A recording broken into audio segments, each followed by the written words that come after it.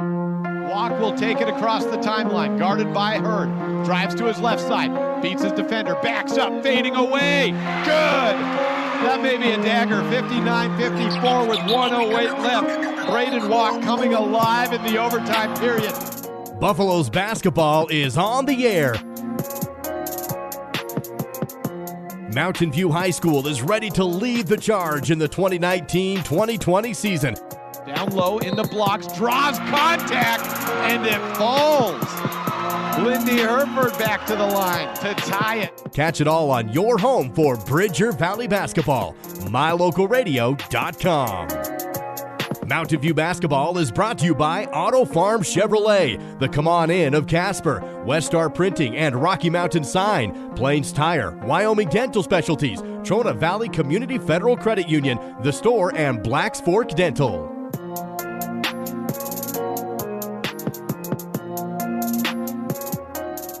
Now, Buffs fans, it's time to head to the booth to join the play-by-play voice of the Bridger Valley, Jake Hibbard.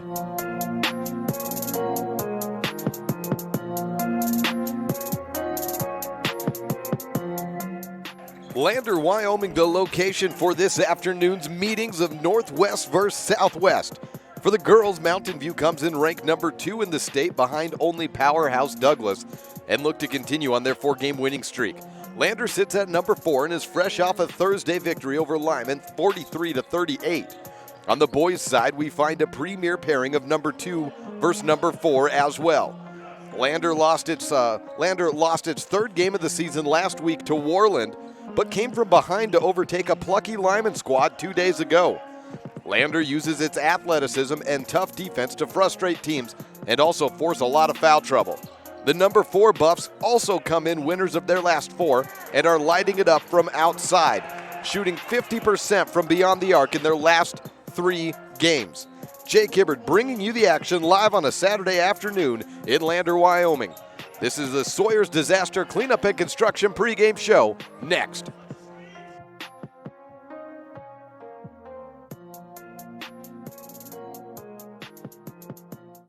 Hi, this is Chase Sawyer with Sawyer Disaster Cleanup and Construction. In addition to our cleanup and restoration services, we also offer new construction and remodeling. We can help with a newer kitchen, bathroom, a garage, deck, or a new addition to your home.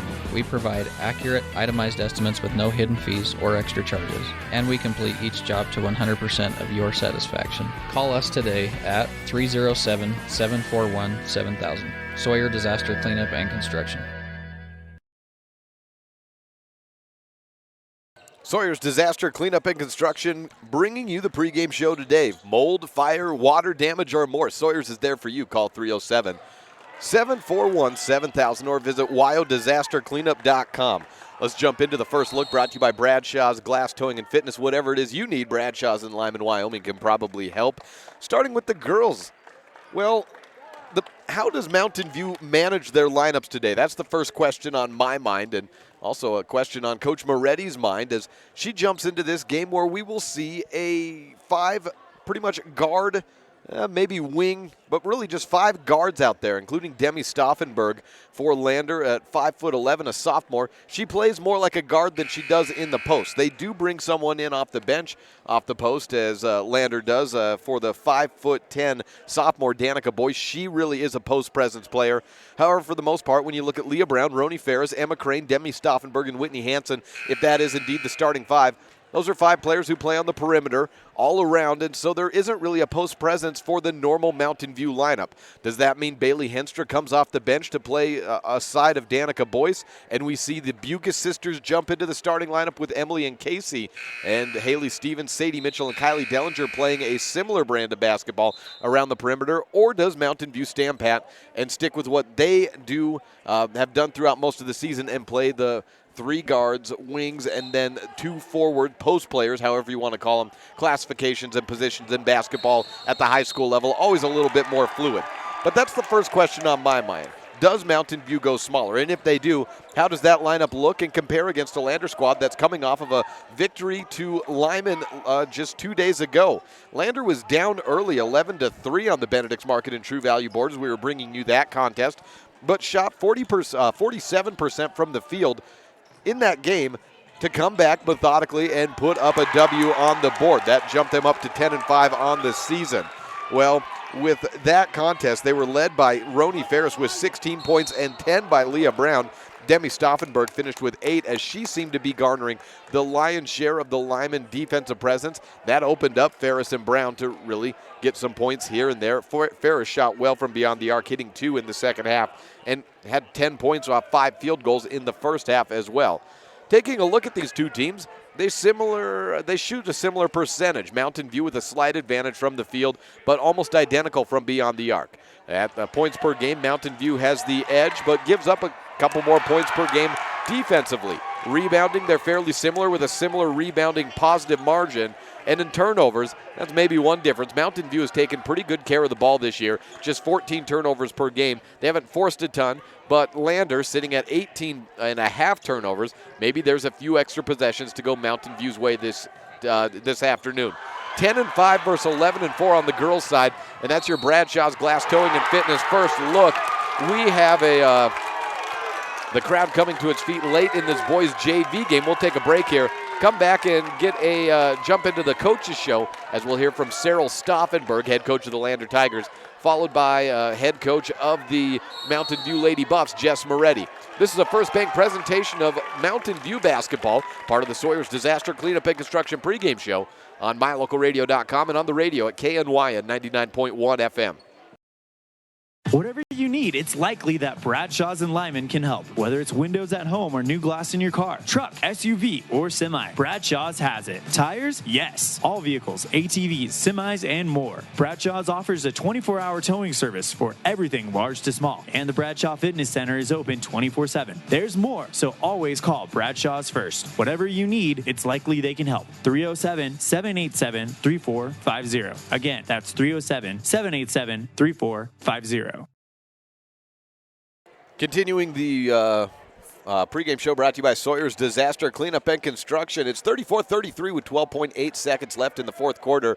Mountain View on top of Lander in the boys' JV. The girls' contest went into overtime, and that's why we're a bit behind, probably about 25 to 30 minutes behind schedule. If this game goes into overtime, a scheduled 2 o'clock tip-off, which is already 17 minutes past, could get bumped back as far as the original tip-off that Lander had, back to 3 p.m. As of now, we're looking at maybe a 2:30 tip-off if Mountain View can hold on, but Lander is at the line. Mountain View is at the line trying to hit some free throws and extend their lead. Let's now hear from Cyril Stauffenberg, head coach of the Lander Valley Lady Tigers. Cyril Stauffenberg joins me, head coach of the Lander Lady Tigers. Tell me a little bit about the dynamic of this team as you've been trying to grow and get into the regional season. How's the year gone for you? We still, I think we're still pretty young for the most part. We depend on a lot of sophomores. We do have some seniors that, that play a huge key role. We just have the one junior that's out. So, things are a little bit different. I mean, we were even younger last year, so I think we're getting there. I think we had a great start to the season. We've kind of been in a lull lately, mainly just our shooting percentage. We just haven't shot the ball real well. We've done a decent job in the other facets of the game, but at the end of the day, when you tie basically every statistical category and lose the shooting percentage, you're probably going to lose the game. So, and we have, we played well and lost to Warland, played well and lost to Riverton recently, just coming out of break. So, we've, like I said, we've had a good amount of success. We're pleased, but obviously we're trying to fix some of our shooting woes.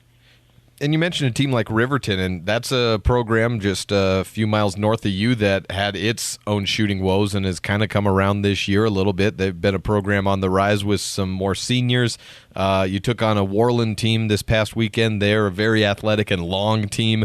And so with you working with a lot of younger girls, how does that change the day-to-day as opposed to if it was a more veteran class?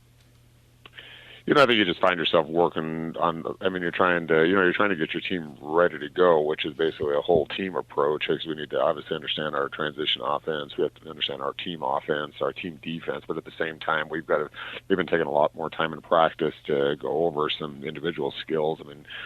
We don't have.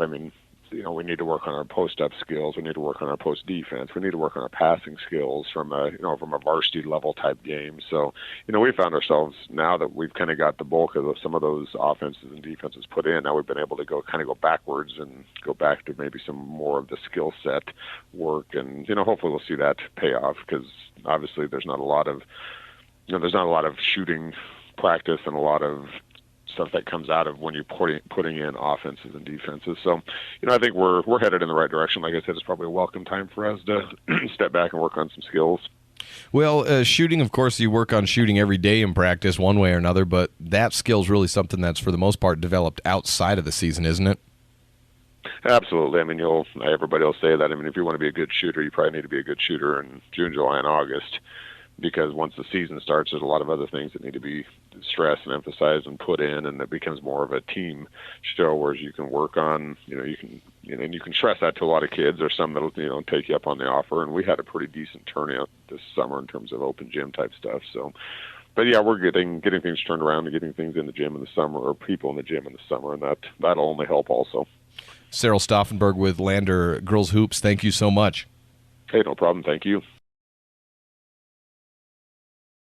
Well, as you saw, maybe if you were watching the scoreboard up in the upper left, I don't have access to the camera right now. It's actually just above me, so I couldn't move it along. But Lander came back and won off of hitting 2 free throws with 2.9 seconds left. So no overtime for the boys' game. We will put time on the clock and get the girls' game started here in the next 8 to 10 minutes, it looks like.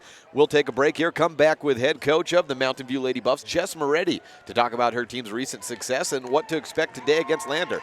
This is a First Bank presentation of Mountain View basketball on KNYN 99.1 FM and online at mylocalradio.com. The Sawyer's Disaster Cleanup and Construction pregame show continues next. Hi, this is Chase Sawyer with Sawyer Disaster Cleanup and Construction. Our company specializes in fire damage restoration, mold inspection, remediation and testing, flood cleanup, and biohazardous cleanup services. We complete each job to 100% of your satisfaction. Safety is our highest priority, and once we've completed your job, we ensure your home or business will again be a safe place to occupy. Call me, Chase, at 307-741-7000. Sawyer Disaster Cleanup and Construction. The central and midwestern U.S. averages more than 850 tornadoes each year, and lately, the number of floods has been rising in the region too. So chances are, there will be more twisters and floods near here again. And between school, sports, and social lives, chances are, you won't be with your kids when it happens. Will they know what to do? Ready.gov/kids has all the educational tools and information to make the conversation easy. When the time comes, chances are they'll feel prepared, not scared. So talk with your family today. Whatever you need, it's likely that Bradshaw's and Lyman can help. Whether it's windows at home or new glass in your car, truck, SUV, or semi, Bradshaw's has it. Tires? Yes. All vehicles, ATVs, semis, and more. Bradshaw's offers a 24-hour towing service for everything large to small. And the Bradshaw Fitness Center is open 24/7. There's more, so always call Bradshaw's first. Whatever you need, it's likely they can help. 307-787-3450. Again, that's 307-787-3450. We hope you're enjoying this mylocalradio.com exclusive broadcast of Bridger Valley Sports.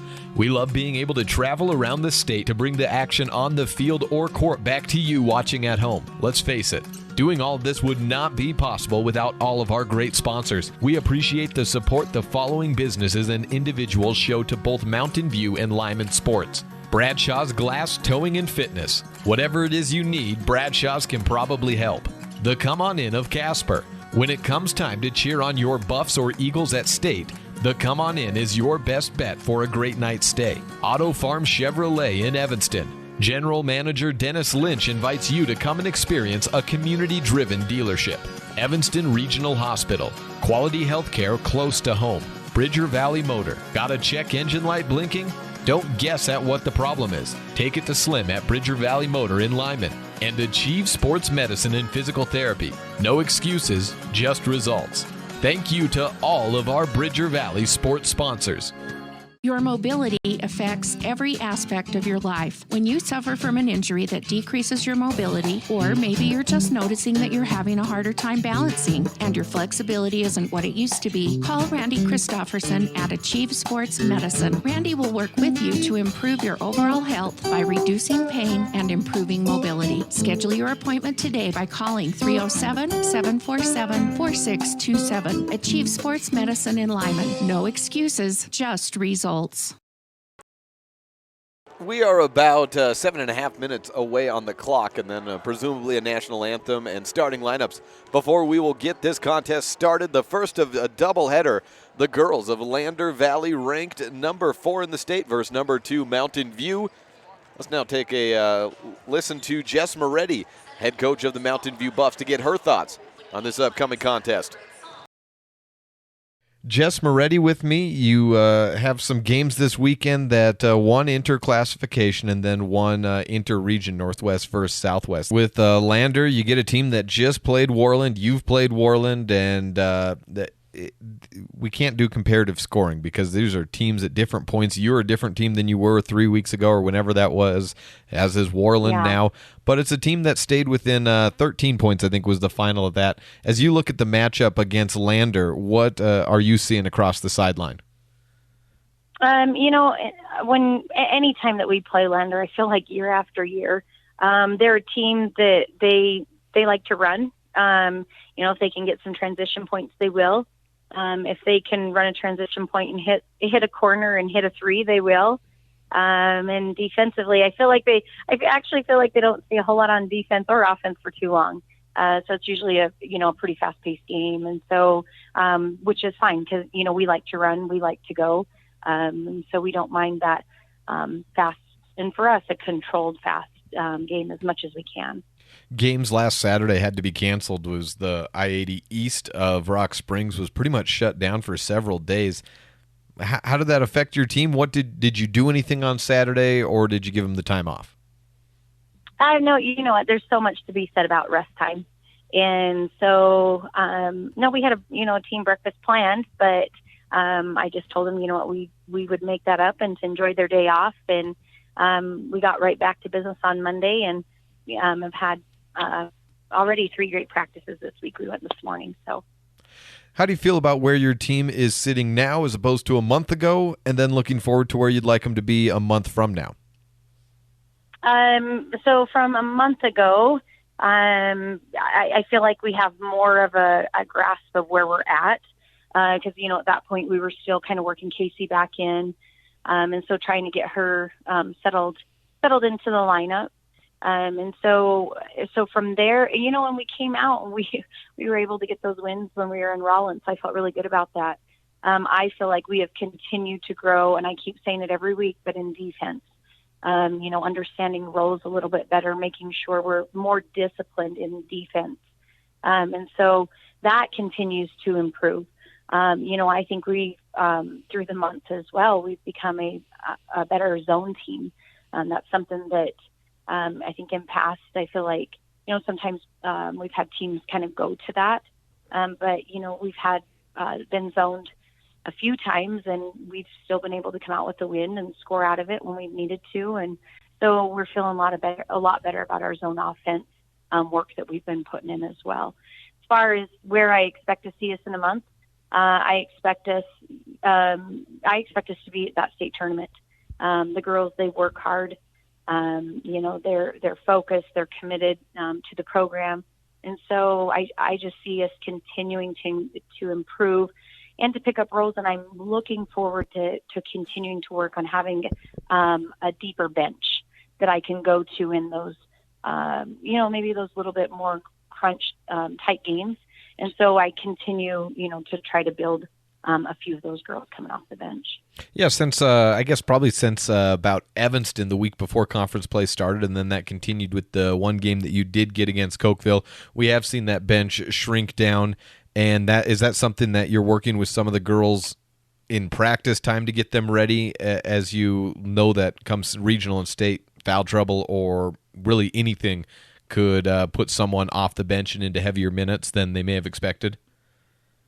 Yeah, and not only in practice time, but in game time too. They're playing, depending on the game situation, 3 or 4 quarters, and not all of them. We might split quarters. With Jada and Katie having, playing 3 quarters and me getting them 3, and then, Emma and Kendall maybe playing 4 for Coach Georges, and then, having 2 with me. So it's kind of, it's a little bit of a balancing game and kind of what we think we'll need. But yeah, in practices, we work those girls in with that starting group. And sometimes, it's the flow of the game. It's like I went with, that Evanston game in the 4th quarter. I actually went with Jada off the bench, and she gave some great minutes. And, and that's one thing that I talked to those girls about. If we've got something going, no matter who it is, we're going to go with it. I don't want to change that. And they're, like I said, they're very, very committed and loyal to the program and trusting to what we're doing. And so I think if it's going, it's going, and so if I have those first 6 and there's no reason to sub, the girls just know the expectation is that we're a team and we'll get it done however we need to. All right, Coach, good luck this week. We'll be seeing you Friday, Saturday. Okay, that sounds good. Thank you. We're right at the end of the Sawyer's Disaster Cleanup and Construction pregame show. 1:40 left on that pregame clock, so we will take our final break of the pregame. Come back with some final thoughts as we get you ready, give you our projected starting lineups if we have time. If not, we'll just jump into the ones that are actually there because, like we mentioned, Mountain View could be going smaller today than we have seen the rest of the year just because they could be looking to match the way Lander plays. But we'll see how that goes. Game of chess will resume and get tipped off here in about the next 2 to 3 minutes on a First Bank presentation of Mountain View basketball on KNYN 99.1 FM and mylocalradio.com. When I was in foster care, I never knew when I would have to move, so I always had my suitcase ready to go. Then one day, I was adopted. My new parents opened their hearts and home to me. My parents cook my favorite breakfast for me every morning. My parents take me on trips I never thought I would go on. They gave me a home and an even better reason to use that suitcase. My parents aren't perfect, but they're perfect for me. Hi, this is Chase Sawyer with Sawyer Disaster Cleanup and Construction. Our company has helped thousands of people put their homes, businesses, and lives back together after a fire, flood, storm, or other disastrous event. We work with all insurance companies, and we work for you by being professional, fair, and honest. Our certified technicians are trained in every aspect of restoration, so we can complete each project in a fast and satisfactory way. Call us today, 307-741-7000. Sawyer Disaster Cleanup and Construction. The best place to stay when you're in Casper, Wyoming is the Come On In Hotel and Suites. This beautiful log hotel offers 5 hot tubs, 1 pool, a fitness center, and fabulous indoor atrium. Offering jacuzzi and fireplace suites, the guest rooms are comfortable and relaxing. Plus, every stay includes a delicious extended continental breakfast. Whenever you're in Casper, stay at the best place. Come On In Hotel and Suites. Come on in today. Come On In Hotel and Suites, Casper. An infected tooth can cause discomfort and serious harm to your health. At Wyoming Dental Specialties, endodontist Dr. Leslie Walker understands the complexities removing infected tissues from inside the tooth, which is one reason why you can trust him to provide endodontic treatment and root canal therapy. With a skilled staff and state-of-the-art technology in our office, we help save your smile and improve your overall dental health. Call today to schedule your appointment, 307-789-5608. As one of the region's most visited websites, mylocalradio.com is here to serve you. Catch up on local and regional news and information. Buy, sell, or trade your good used items on the radio classifieds. Stream your favorite music all day, every day, or catch our live coverage of your high school teams in action, all on mylocalradio.com. Like us on Facebook so you never miss a giveaway, and visit mylocalradio.com today to stream it all live. Sure, I look cute now, but when my owner lost his job, it was rough. I was living on the street, and one night, me and this Cocker Spaniel got into it so bad, I wound up looking like an ice cream cone. I I cried a little bit, but thankfully I got rescued, so I'm running, I'm jumping, all back to my old self. And I'm ready to give unconditional love, even if you put a lampshade on my head.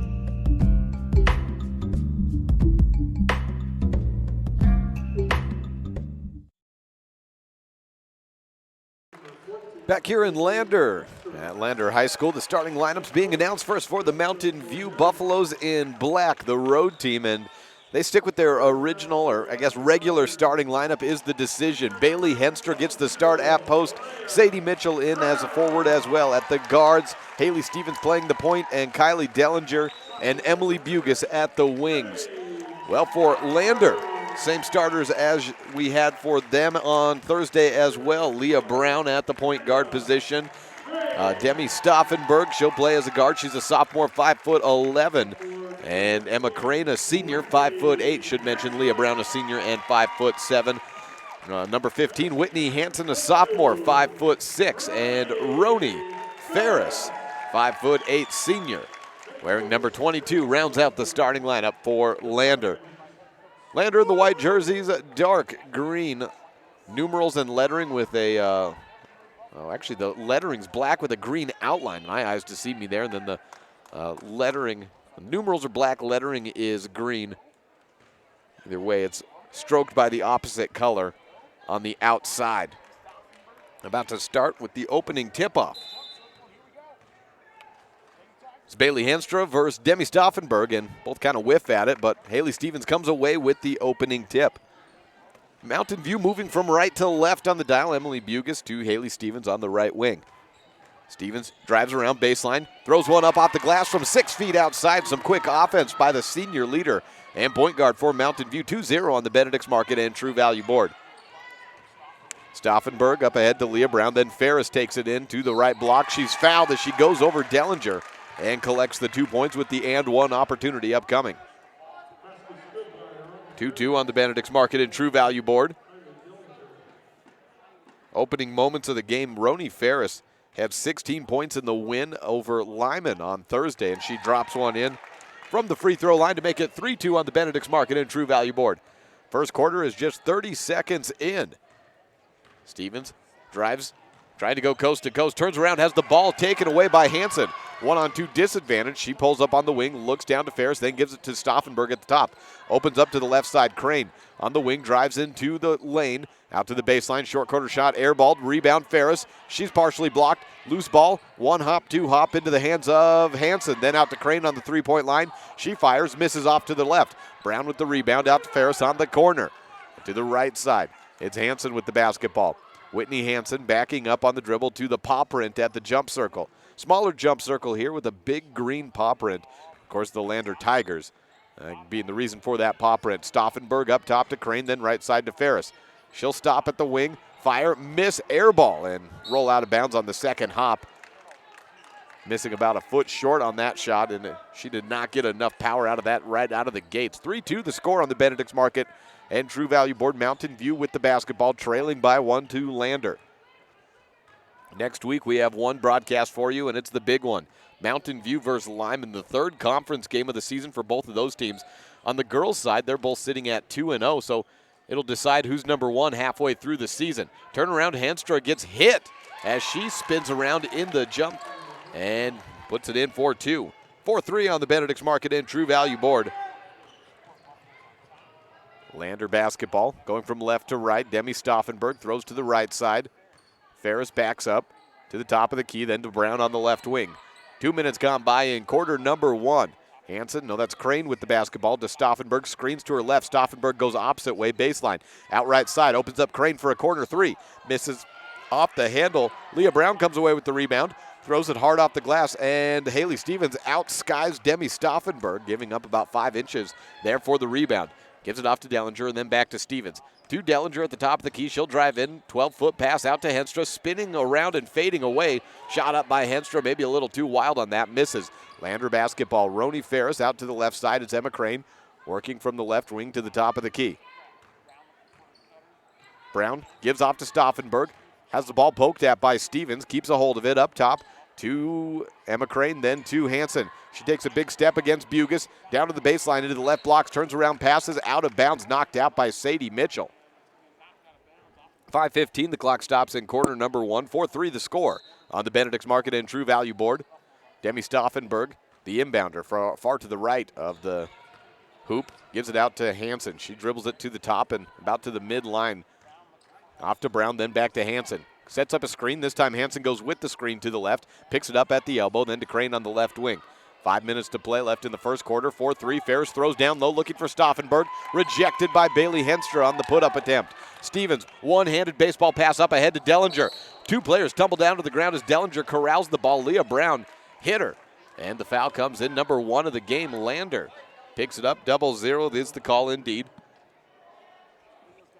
4-3 the score on the Benedict's Market and True Value board. Buffaloes of Mountain View on top of Lander. Baseline inbound. Dellinger looks to Stevens. She catches it, misses short on the 3-foot shot. Picked up by Ferris, looking for anyone running the lane. Passes off near side, moving from left to right, out to the right side. On the corner, it's Brown with the basketball up top to Crane. Crane holding the ball, basketball up atop her head. And then off to the right side, gives it to Brown. To the corner. Hansen backs up at the 10-foot volleyball line, spins around, gives off to Brown on the left wing. 4:20 left in the first quarter. Picked up at the free throw line, out to Stauffenberg. Set shot from beyond the arc, misses. And the rebound for Dellinger. She corrals it, holds onto her left pivot foot as she was getting bumped around. Takes it across herself. Sees a lane, spins around, out to the right side. Bugus open for 3 and misses. Put back up by Mitchell, no good. Rebound Lander. Hansen with the basketball. Lofts it up to Stauffenberg. She fires it quickly ahead to Roni Ferris. Back to the elbow to Stauffenberg on the wing. 3:49 left as Ferris takes it on the right corner. To the free throw line, catch and shoot. Brown drops it in from 15 away. Gives Lander the lead, 5-4 on the Benedict's Market and True Value board. Trying to run it, and Mitchell can't hit the layup on the assist from Haley Stevens. She threw it from just beyond half court all the way down to the left block. But Mitchell was short on the shot up. Brown has the basketball for Lander at the free throw line, gives it to Ferris, then back to Brown at the three-point line. Top of the key, she seems hesitant to fire from there. Passes off to Hansen on the left wing. From wing to wing, Brown just a step inside the three-point line, does fire this time, misses. Stevens works the rebound up, but tries to cross over through a triple team, loses, down to the ground. Hansen and Mitchell tied up, jump ball, possession with Lander. 3:07 left in quarter number 1. 5-4 the score on the Benedict's Market and True Value board. Lander on the Thursday, it wasn't yesterday. I was supposed to be in Mountain View yesterday for a Kemmer contest against the Buffs, but that got canceled as there was a lot of drifts and poor visibility down in Kemmer.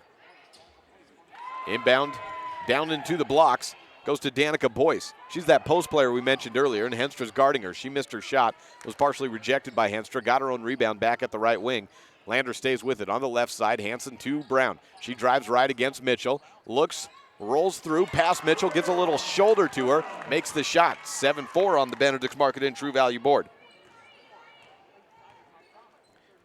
For Mountain View, Sadie Mitchell has it on the left wing. Casey Bugus steps in, thinks about a top of the key 3, but Hansen came out to defend that.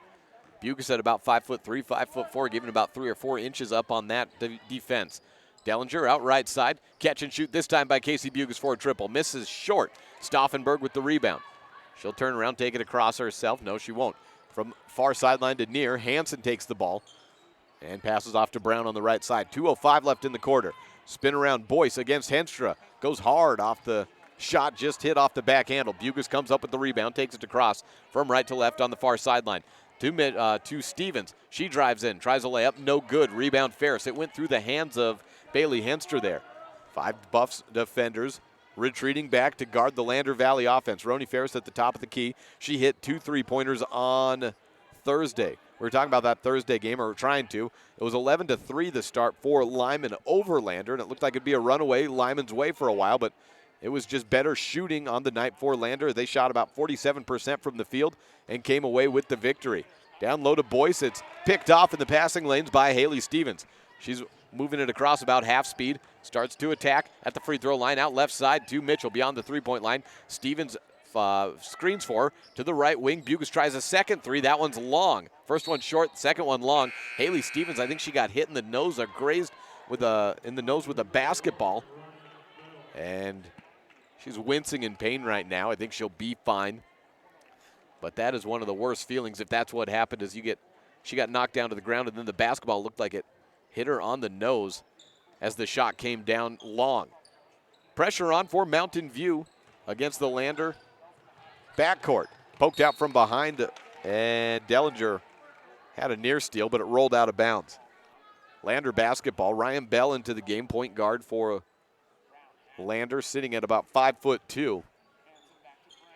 Brown on the right wing. 56 seconds left in the first quarter. Ferris in the post. Scoop shot off the glass and good. She stepped through and then threw a little underhanded shot up from about 5 feet away, straight away at the basket. And that makes it 9-4 on the Benedict's Market and True Value board. 5 points for Ferris in the quarter. 5-point lead, in fact, for Lander. Bugus drives baseline and knocked back by Boyce. Bed to Henstra, then to Stevens. Left wing three up, misses short. Rebound Boyce. Good position there by Danica. She'll toss out left side just behind her to Hansen, taking it across the timeline. 22 seconds left for Lander. 5-point lead, and with the ball. Bounce pass to the wing. Leah Brown to the free throw line. She picks up her dribble, terminates, looks out left side, gives it off to Hansen. Down to 12 seconds left. Bugus comes out to guard her tightly. Finds Ferris, then to Boyce. In the baseline, it's Leah Brown from the pass from the baseline. She takes the layup in. And 1 second left. The shot up from three-quarter court distance. No good. 11-4 on the Benedict's Market and True Value board.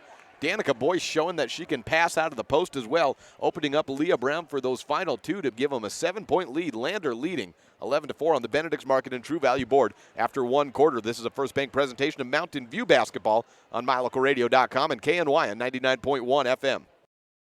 Your mobility affects every aspect of your life. When you suffer from an injury that decreases your mobility, or maybe you're just noticing that you're having a harder time balancing and your flexibility isn't what it used to be, call Randy Christofferson at Achieve Sports Medicine. Randy will work with you to improve your overall health by reducing pain and improving mobility. Schedule your appointment today by calling 307-747-4627. Achieve Sports Medicine in Lyman. No excuses, just results.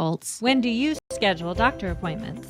In bed before I fall asleep. In the car waiting to pick up my kids. We can even do it after breakfast. We all lead busy lives. Online appointment scheduling puts you in control. In just 90 seconds, you can make an appointment with a primary care provider or specialist at evanstonanytime.com. Select the day and time most convenient for you. Enter some basic information, and just like that, you're scheduled for care. Schedule appointments for next day and beyond at evanstonanytime.com. Second quarter begins, brought to you by Reese Auto Service with a different look for Mountain View. Haley Stevens out on the court along with Sadie Mitchell, Bailey Henstra, Emily Bugus. That's all the same, but Jada Kennison starting things off in quarter number two. Sadie Mitchell drops one in from the baseline about 2 feet away from the hoop. Drove in and put it up with confidence. First two of the game for Mitchell, 11-6. Leah Brown from the free throw line misses, and the rebound by Henstra. Haley Stevens to take it across. Jada Kennison gave big minutes in the fourth quarter against Evanston a couple of weeks ago. That's the last time we saw an extended streak out of her at the varsity level. She hit a couple of threes in that game, got Mountain View back into that contest. Have a jump ball, and it's Lander's way as Mountain View started the quarter with the basketball. Reese Auto Service there for any engine, large or small, located in Lyman, Wyoming. Reese Auto Service, the sponsor of the second quarter for both boys and girls basketball in Mountain View and Lyman. 11-6, 1 minute into the quarter. Boyce, fronted by Henstra, loses the ball. Brown picks it back up. She drops it in, and Leah Brown with 6 points in the game and a 13-6 lead for Lander. Lander ranked number 4 in the state. In 3A, Mountain View sitting at number 2 behind only two-time state champion Douglas. Catch and shoot from beyond the arc. Kennison misses long. Rebound goes off the hands of Boyce and Henstra, picked up by Hansen. Lander basketball, 7-point lead for the Tigers of Lander. It's in their home gymnasium after taking a road trip to Lyman on Thursday. Bounce pass from Bell to Hansen, back to Bell on the right corner. 1.5 minutes gone by in the second quarter. Pass from wing to wing, then to the corner. Setting up to shoot, Crane thinks better of it, puts the ball on the ground, then fires off to Hansen. Now open again on the corner. Crane fakes another three. Back to Hansen. Resetting as Ryan Bell at the top of the key. She's got two different shoes on, a black shoe on the right foot and a white shoe on the left foot. To the free throw line, Leah Brown takes the pass. Danica Boyce spins around, tries a left-handed hook shot, gets tied up, and a foul called against Mountain View. Foul on Haley Stevens. First foul on Stevens and just the second foul on Mountain View. Boyce to the free throw line, high shot up and in.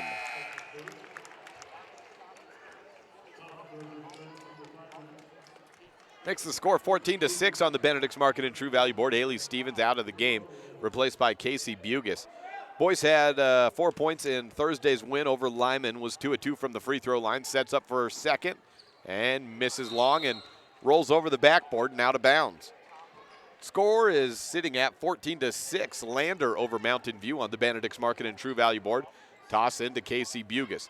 Stauffenberg back into the game for Lander. She checked in with the last free throw line possession.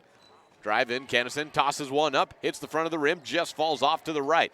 Close, and a drive in by the 5'2" freshman, but no dice there. Ferris throws up ahead, errantly. Kylie Dellinger picks it off to the races. Only Harris Hansen behind her, and the layup good. Kylie Dellinger playing the passing lanes well and getting 2 points on the board. 14-8 the score on the Benedict's Market and True Value board.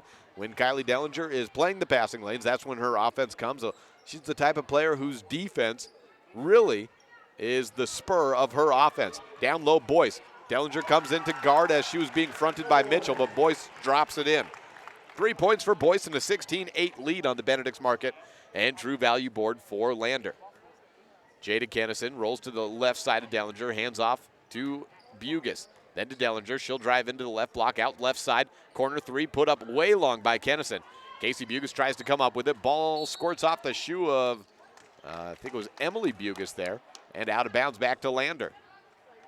Haley Stevens and Bailey Henstra quick back into the game. They replace Sadie Mitchell and Jada Kennison. So Kennison gets about 2 minutes and 55 seconds of clock time here in quarter number 2. Just a freshman, and probably that second person off the bench for the rest of this season going forward after Casey Bugas. Travel called by the referees against Ryan Bell. 4:57 left in the Reese Auto Service second quarter, 16-8 the score. Haley Stevens with the basketball, taking the inbound, guarded by Hansen. Hansen backing up and retreating and allowing Stevens to take it across the timeline. To Dellinger at the top of the key. To the right side, it's Bugas with it, that being Casey. She puts the ball down onto the ground, guarded by Stauffenberg, stops at the free throw line, then back to Stevens. Stevens drives in against Boyce, misses the layup. Stauffenberg on the rebound. Good shots for Mountain View, but they aren't falling in from close. Bell up ahead. Boyce takes the bounce pass. It's up and in. Boyce with 5 points in the quarter, 18-8, and a double-digit lead for Lander over Mountain View. That forces the timeout by Coach Jess Moretti of the Buffs. We'll take it as well. This is a First Bank presentation of Mountain View basketball on KNYN 99.1 FM and online at mylocalradio.com. When do you schedule doctor appointments? In bed before I fall asleep. In the car waiting to pick up my kids. We can even do it after breakfast. We all lead busy lives. Online appointment scheduling puts you in control. In just 90 seconds, you can make an appointment with a primary care provider or specialist at evanstonanytime.com. Select the day and time most convenient for you. Enter some basic information, and just like that, you're scheduled for care. Schedule appointments for next day and beyond at evanstonanytime.com.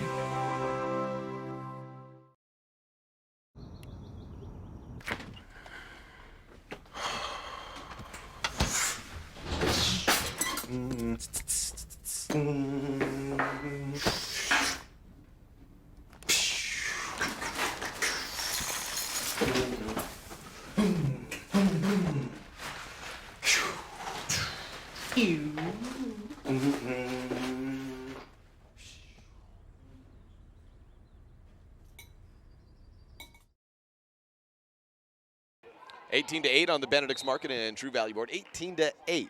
Lander over Mountain View. Haley Stevens takes the ball across. Moving from right to left, Kylie Dellinger on the right wing. Up top to Casey Bugas. She has it on the corner, looking for Henstra, being fronted. Catches, shoots, fouled, and 2 shots upcoming. Bailey Henstra to the line for the first time today.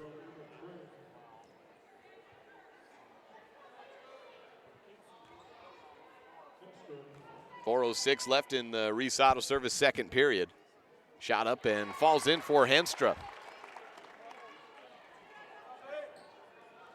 3 points for Bailey.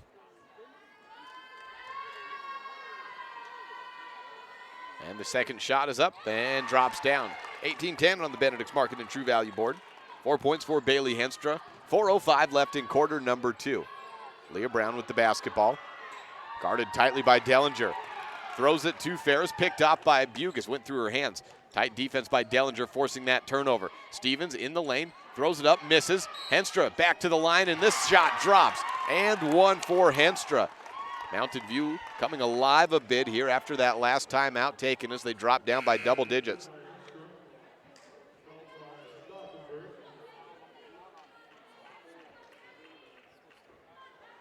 Henstra 2 of 2 from her last trip. The last possession down the court. Shot's good. Henstra's been working to improve her free throws, and she's 3 of 3 in this contest, cutting the lead down to 5 points. Mountain View trailing Lander. Leah Brown takes the bounce pass to Stauffenberg. Set out to the right corner. On the wing, then to Ferris. Spins around. Hand off to Brown over on the right corner. 3:30 left. Look down to Boyce. Bugus tumbles down to the ground, coming away with the basketball, or trying to. Back out to Bell. She throws it up. Bugus, that being Emily, with the rejection. Loose ball out of bounds. Last touch by Casey Bugus. Stays with Lander. Demi Stauffenberg to inbound.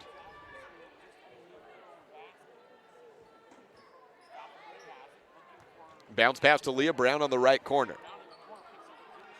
One-handed bounce pass with the left hand. Just gets it away to Bell. Throws it to the left corner. Stauffenberg's open. That set shot's right down the pipe from the left corner. 21-13 on the Benedict's Market and True Value board. Demi Stauffenberg scores for her first field goal of the day.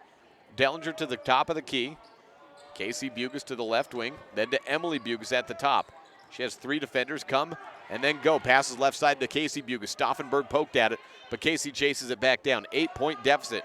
Bugus fakes a shot off to the right wing. Dellinger back to Bugus. 2:45 left in the second quarter. That brought to you by Reese Auto Service. Spin around to the left side from Stevens to Emily Bugus. Back down low to Henstra. She skies up and grabs it, throws up a wild one, misses. Stevens gets the board over Boyce. She takes it back to the top, throws down low to Henstra. She is back to the line. Foul called against Boyce, and Bailey Henstra for 2 more.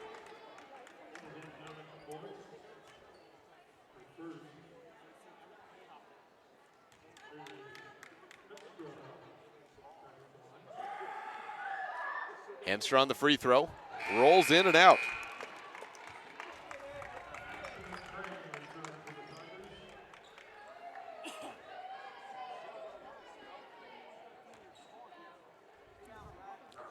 One more shot coming up. 21-13 on the Benedict's Market and True Value board. 0 for 2 trip by Henstra, and the rebound picked up by Emma Crane. Left side, Hansen up ahead to Ryan Bell, knocked out by Bugus. She was sitting in front of Bell. 2:23 left in the second quarter, brought to you by Reese Auto Service. Haley Stevens out of the contest. Dellinger, Bugus, Henstra, and Mitchell. So Mitchell, the player coming in for Stevens. Lander basketball. Ryan Bell has it. Thought about a 3. Gives off right side to Ferris instead. She goes to work driving in against Dellinger. Gives her a little shove off the chest and up and in for 2 shots. For 2 points. 23-13 on the Benedict's Market and True Value board. On that play by Ferris, puts her up to 7 points in the game. Right wing. Casey Bugus has it for Mountain View. Mitchell back to the right wing. Under 2 minutes to play. Free throw line, Dellinger. Drives in. Is fouled from about 6 feet away. She had a player to her right and left. 1:51 left in quarter number 2. Mountain View back down double digits. 23-13. Dellinger at the free throw line, spins the basketball in her left hand and drops in the first free throw shot.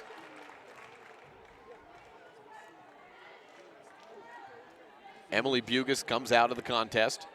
Haley Stevens back in. 1:51 left in the quarter.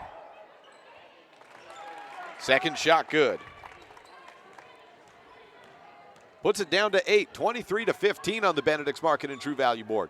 To the right wing, Hansen to Crane. Top of the key, 3, good! back up to double digits and an 11-point lead, the largest of the game for Lander on the triple by Emma Crane.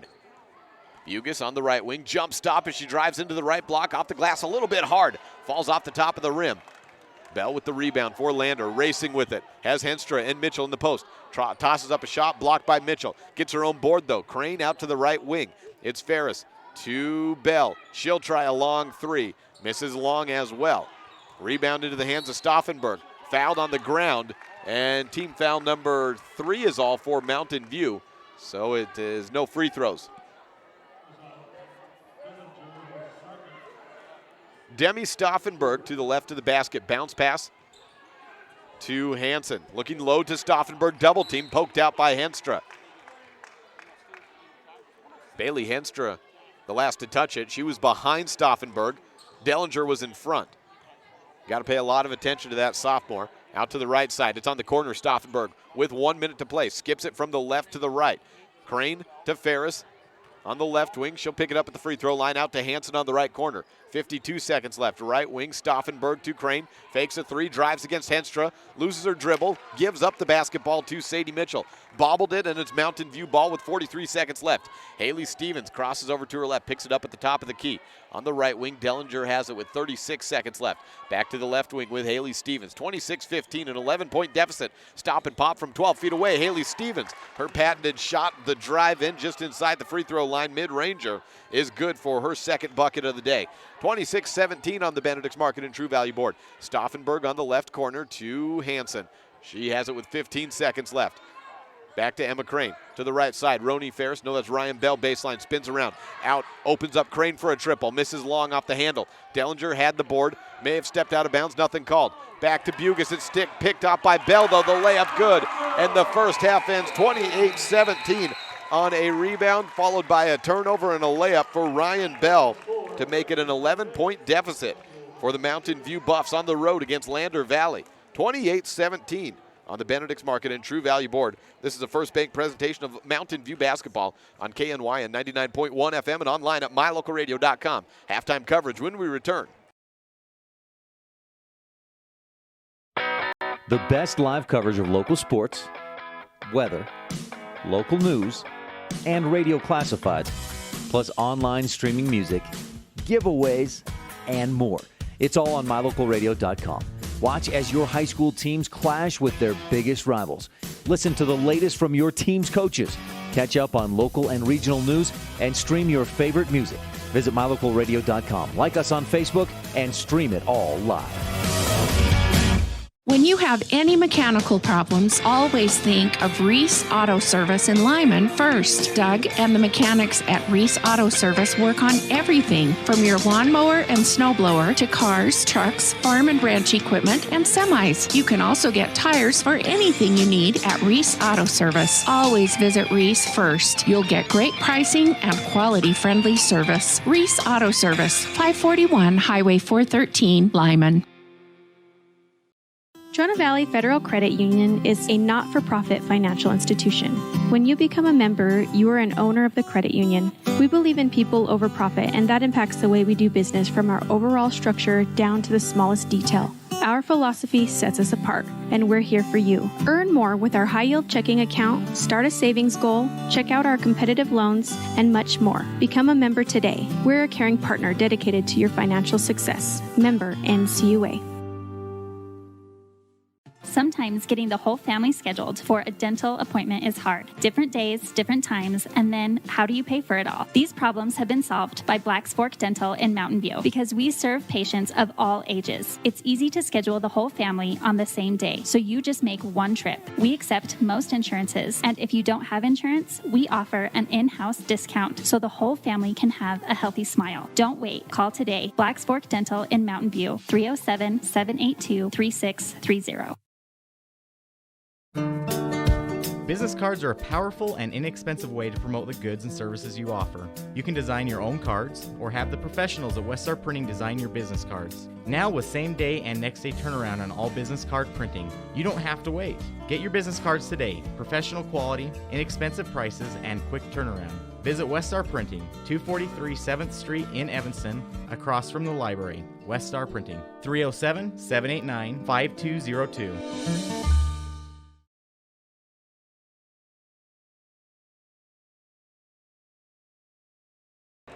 28-17 on the Benedict's Market and True Value board here at the half, 7 minutes before the start of the third quarter.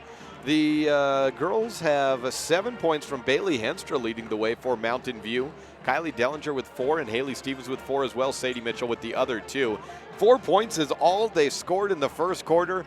Picked up and got 13 in the second, but Lander got 11 in the first and then picked that up and got 17 in the second. So quite the deficit and the differential between these two teams. Lander shot very well against Lyman, and that's what gave them the lead in the ultimate win in that contest. Shooting pretty well in this contest as well. And interesting because coming into the week, Coach Cyril Stauffenberg was talking about how their shooting just hasn't really been there.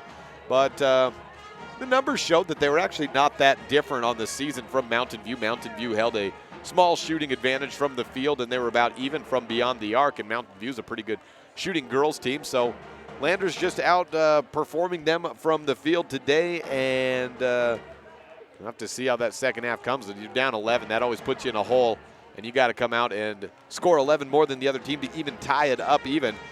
There was a moment where Coach Moretti called a timeout in that second period. They were down by 10. They immediately got out there, got to work, and cut it down to 5, but before you knew it, that was back to a double-digit lead, and finishes out at 11 at the end of the first half. The scores for Lander in the first is 6 points from Leah Brown, 7 from Roni Ferris.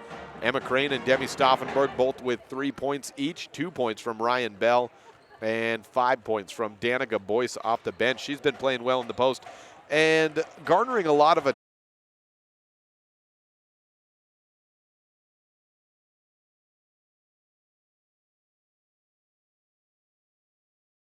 Okay, welcome back.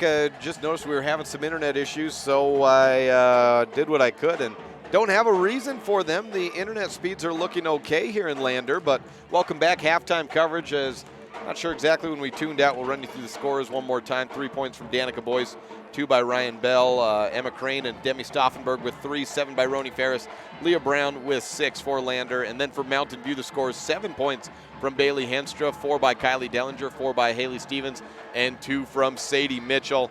We'll take a break now, come back with probably second half coverage as that break took us off the air for a couple of minutes. 28-17, the score on the Benedict's Market and True Value board. This is a First Bank presentation of Mountain View basketball on KNYN 99.1 FM and online at mylocalradio.com.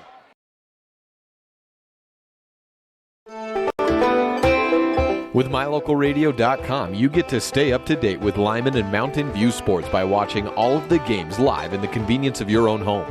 Now you get to keep up with your coaches, athletes, and teachers throughout the week with the Bridger Valley Coaches Corner. Weekdays during the school year, the Bridger Valley Coaches Corner will run on KNYN 99.1 FM at 3 p.m. and keep you up to date with the most interesting storylines from Lyman and Mountain View in football, volleyball, basketball, swimming, running, golf, and more. We'll also check in with different students and teachers from the two schools throughout the year. 3 p.m. Monday through Friday on KNYN 99.1 FM is the Bridger Valley Coaches Show presented by mylocalradio.com. Stay connected.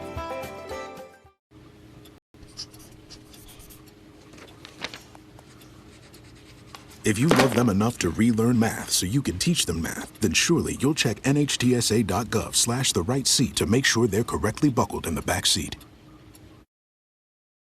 Well, we were hoping to hear from Coach Dustin Reese in between the halftime, and so I think we'll just have to jump into that as soon as this girls' game goes final. He's the head coach for the Mountain View Buffs.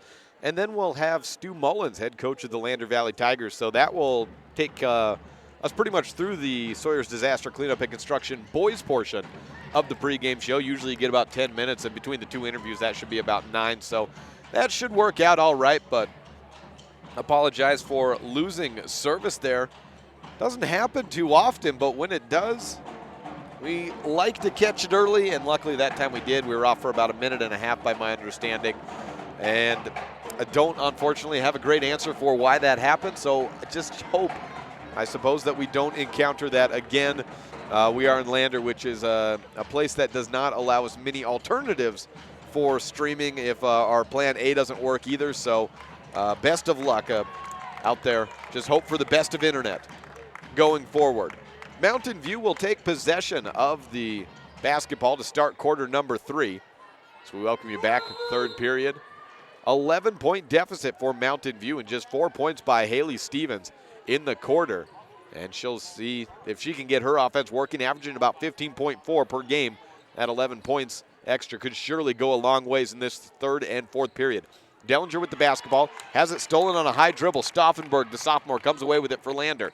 On the left wing, has it up top to Crane, over to the right side. Hansen then to the free throw line. Turnaround, Brown looks out to the short corner. Shot up, bounces off the back of the handle once, missed by Crane. Dellinger, a tough rebound, just picked up by Stevens on the wild pass out. Haley on the right wing crosses over into the paint. Pulls up from 10 feet out, and it's good. That's how she got her last field goal in, that drive in just inside the free throw line and pull up, kind of float in the air and drop it in on the rising jumper. 6 points for Haley Stevens today.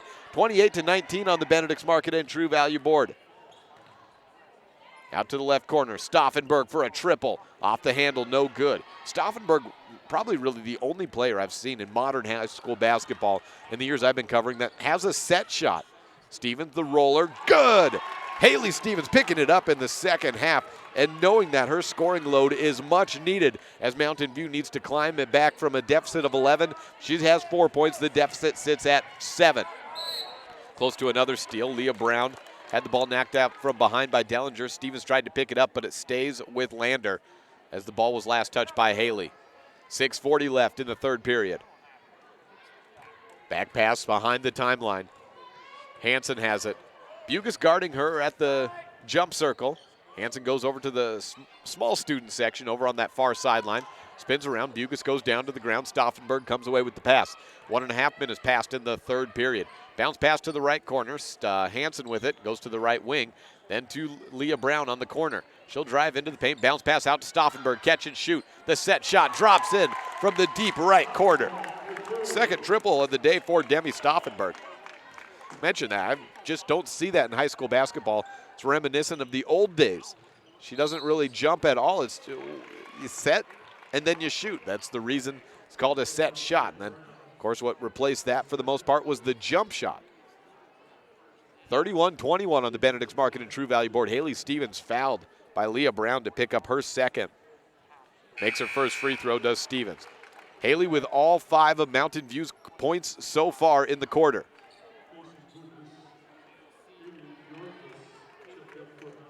Katie Georges checks into the game. First time in a few games we've seen Georges. Take a look at the stats here for games played for Georges. Out of the 15, she's appeared in 13 of them. Second free throw good by Haley as well. Lander basketball. Stauffenberg on the left wing. Opens up Ferris on the corner. She drives. Double team comes in. Georges pokes the ball out. And out of bounds. Stays with Lander on the baseline. 31-23 on the Benedict's Market and True Value board. 5:49 left in period number 3. Ferris on the corner to Brown on the left wing, and a foul off the ball. A moving screen. Looks like against Ferris, or maybe a 5-second call. No foul there, so might be a 5-second call there. 31-23 in Mountain View basketball. Could also be 3 in the key. Backdoor cut. Stevens looking for Bugus. Pass goes away. Picked up. Lander basketball. Leah Brown running with it, out to the right corner, picks it up, gives it to Ferris. She fires from the wing for a triple. Misses off the front. Bugus catches and runs with the board. She's got a couple of defenders in front of her. Goes against Brown. Misses short. Georges on the put-up. Short as well. And a foul comes in. Hey, Sadie Mitchell fouled on the second offensive rebound to the line. Foul number 3 on Leah Brown. She's been in on both of the second half fouls so far for Lander. On the season, Sadie Mitchell sitting at 60% from the free throw line, 27 of 45. Hits her first. We'll have boys action coming your way after this. 3 points for Sadie Mitchell. The deficit back down to 7 points, 31-24. Mitchell dribbles the ball, spins it off her right hand, sets up for the shot. It's up and short. Henster on the rebound. Blocked by Stauffenberg. Gets her own board back. Stevens to Bugas for a three. It's up and misses long. Casey chases down her rebound, though. Another multi-offensive rebound. Possession is taken away. A high dribble results in a carry by Bugas. She spun around to the right, lost the ball a little bit, picked it up. Well, never really got under it, but had the ball bounce above her head. And that's a carry every single time. Bell on the right wing to the left. Stauffenberg catch and drop it in. Her third triple. She was struggling to find her range 2 days ago against Lyman. But she's got 3 triples off of 3 of 4 shooting from the arc by my count today. 34-24 on the Benedict's Market and True Value board. Georges tries that Haley Stevens stop and pop shot, and it works for Katie as well. 34-26 on the Benedict's Market and True Value board, almost halfway through the third period. Time on the clock in real time, 3:16 p.m. Boys game was scheduled to start at 3:30. We're obviously about a half hour behind that at least, depending on how this game goes. Bell with the basketball, goes to the right wing, then to the corner. Ferris stabs and gives it off to Bell on the left wing. Shot up and dropped in. She drove in to the high post and popped the shot up and good. 36-26 on the Benedict's Market and True Value board. 4 points for Bell in the game.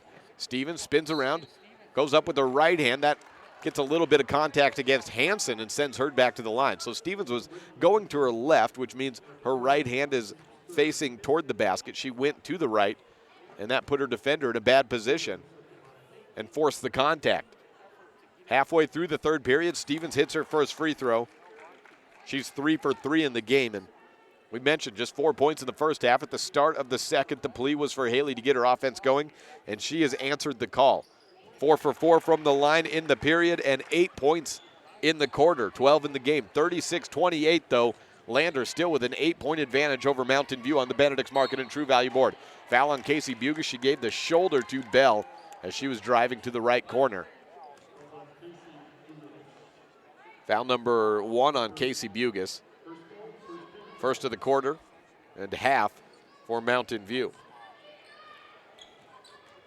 Inbound from the far sideline, Bell in the lane, bumped by Bugas, and she picks up another foul in a very similar fashion. This time it was pretty close to the basket, though. Ferris to the free throw line. 2 fouls on Casey Bugas. Roni Ferris has gone 1 of 1 from the free throw line today. She scored 7 points in the first half to pace Lander. She's up to 8 now with the first free throw make. 2 triples in the third by Demi Stauffenberg has given her the lead in points with 9. But Ferris can tie her up here with a free throw make. Misses short. Boyce picks up the board, though. Goes high off the backboard and good.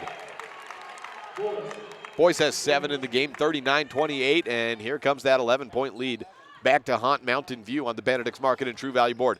Georges throws it over right side looking for Bugas. She got hit in the back, though. And the whistles are blowing with high frequency here in the last minute and a half. Foul on Roni Ferris is her second. Second on Roni Ferris. Jada Kennison into the game. Kylie Dellinger in as well, and Emily Bugas. Baseline inbound from Dellinger, tipped out of bounds by Stauffenberg. Tried again this time. Well, they'll keep it on the left side.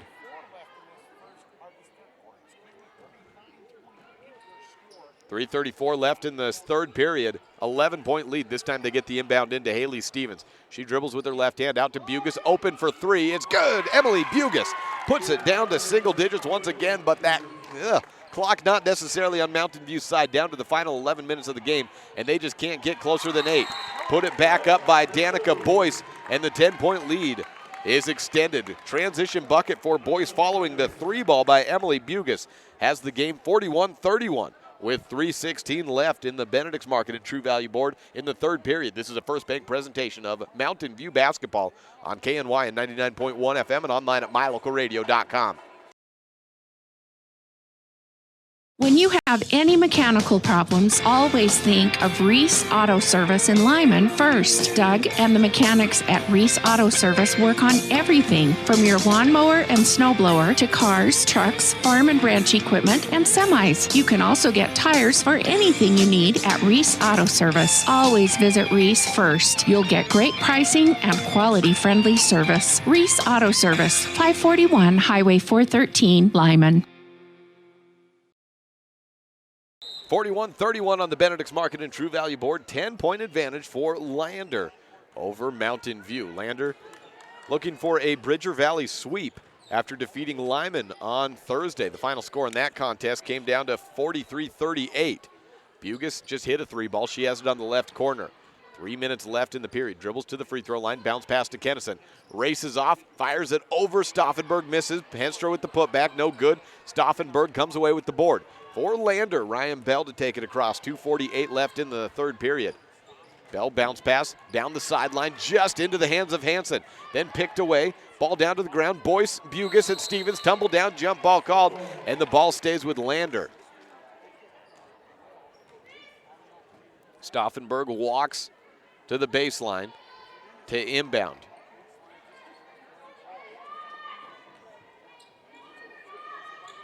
Bell on the right wing, out to Stauffenberg, trying to get her fourth three, misses short. That puts her 3 of 5. Rebound by Crane, picked off by Haley Stevens. Stevens looking to push up forward, gets it to Dellinger. She catches it, lets the defense go by, and 2 points for Dellinger. 6 in the game for Kylie, 8-point differential again. 41-33 on the Benedict's Market and True Value board. Ryan Bell with the basketball, bounces it to Hansen. She walks it out to the left wing. Stevens giving her a few feet of space. Kennison guarding the ball now with Bell, who quickly gets it back to Hansen. Out to the left corner. Stauffenberg has it. She has 3 triples in the game. That's all of her scoring. 3 of 5 from beyond the arc. Bell to Hansen, slowing things down to 1:47 left in the third period. We're at 3:22. Probably sitting at about a 4 o'clock tip-off here for the boys. Kylie Dellinger comes away with a steal and then has the ball knocked out of bounds by Hansen.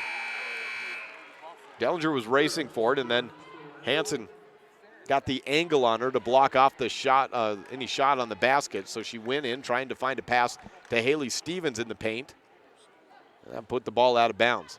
Haley Stevens inbounding, tossing back to the right wing. It's Emily Bugis. 8-point game, 41-33 on the Benedict's Market and True Value board. Kennison stabs over to the right side, gives off to the corner. Dellinger down into the post. Stevens blocked by Boyce. Picks their own board back to Henstra. No good on the putback. Ferris on the board for Lander. Toss up ahead to Stauffenberg. Demi to Roney at the top of the key. Bobbled the pass, so she gives it quickly back off to Hansen.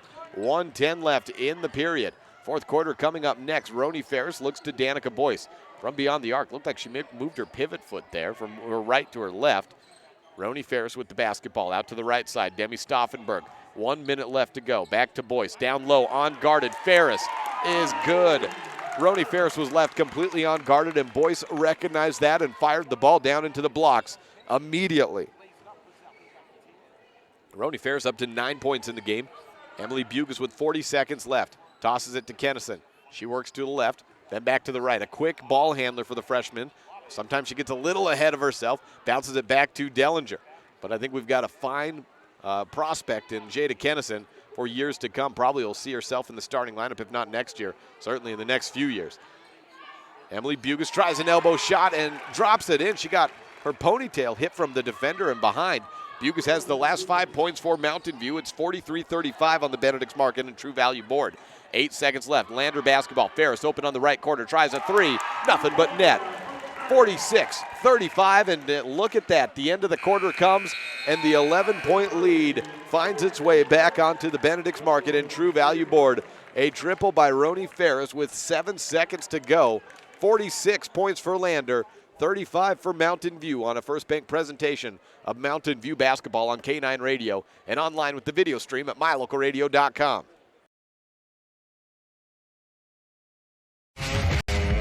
If you want your truck to really catch the eye, have the professionals at Plains Tire in Evanston install a custom lift kit with new tires and wheels. We've got a huge selection to choose from, so no matter what your style is, we've got the tires and wheels to make you smile. The way your truck looks reflects on you. Get the reflection you want with a lift kit, new tires, and wheels from Plains Tire in Evanston, the tire professionals. 157 Bear River Drive. Stop in today. Sometimes getting the whole family scheduled for a dental appointment is hard. Different days, different times, and then how do you pay for it all? These problems have been solved by Black's Fork Dental in Mountain View because we serve patients of all ages. It's easy to schedule the whole family on the same day, so you just make one trip. We accept most insurances, and if you don't have insurance, we offer an in-house discount so the whole family can have a healthy smile. Don't wait. Call today. Black's Fork Dental in Mountain View, 307-782-3630. 46-35 on the Benedict's Market and True Value board. Haley Stevens out of the break, tries a three and misses it. Hits the front of the rim and then goes over the backboard, out of bounds. 13 seconds into the fourth period and an 11-point lead for Lander. Trying to get their 11th win of the season. On the year, let me double check that. Make sure they didn't already get it. I think they're sitting at 10-5 on the year. Yes, 10-5 on the year after getting their 10th win on Thursday against Lyman, 43-38. Lander basketball. Ferris fakes a three. She hit a triple at the end of the quarter. Drives into the paint and puts it off the glass. 48-35, 13-point lead on the board. 7:17 left in the fourth quarter. That clock not in the favor, as is the scoreboard not in the favor for Mountain View. Bucket by Mountain View and Lander basketball. Hansen has done the right wing. Boyce to the top, then to the left side. It was Haley Stevens with that bucket, and she drove in again to the paint. And this time a little bit closer, probably just 6 feet away. But her offense has come alive in the third period. It just has not been enough. Lander's been getting everything to go and really putting Mountain View in a lot of bad positions offensively. Foul number 1 on Jada Kennison puts Ryan Bell at the free throw line. Her first shot rattles around, hits every part of the rim before falling into the net. 5 points for Bell. Georges and Kennison out. Mitchell, Stevens, Henstra, Bugus, and Bugus on the court. 6:54 left in the period, and a second free throw made for Lander. And Ryan Bell, 50-37 on the Benedict's Market and True Value board. Mountain View basketball. Bugus picks it up. Was looking for Mitchell on the handoff. She turns around as the double team comes in. Tries a three at the top of the key. Misses it. Ferris on the run with the basketball for Lander. Stops, steps through, past Henstra, and a foul drawn. Sending Roni Ferris back to the free throw line. Foul should be against Bailey Henstra. Have that as her first. That is the call.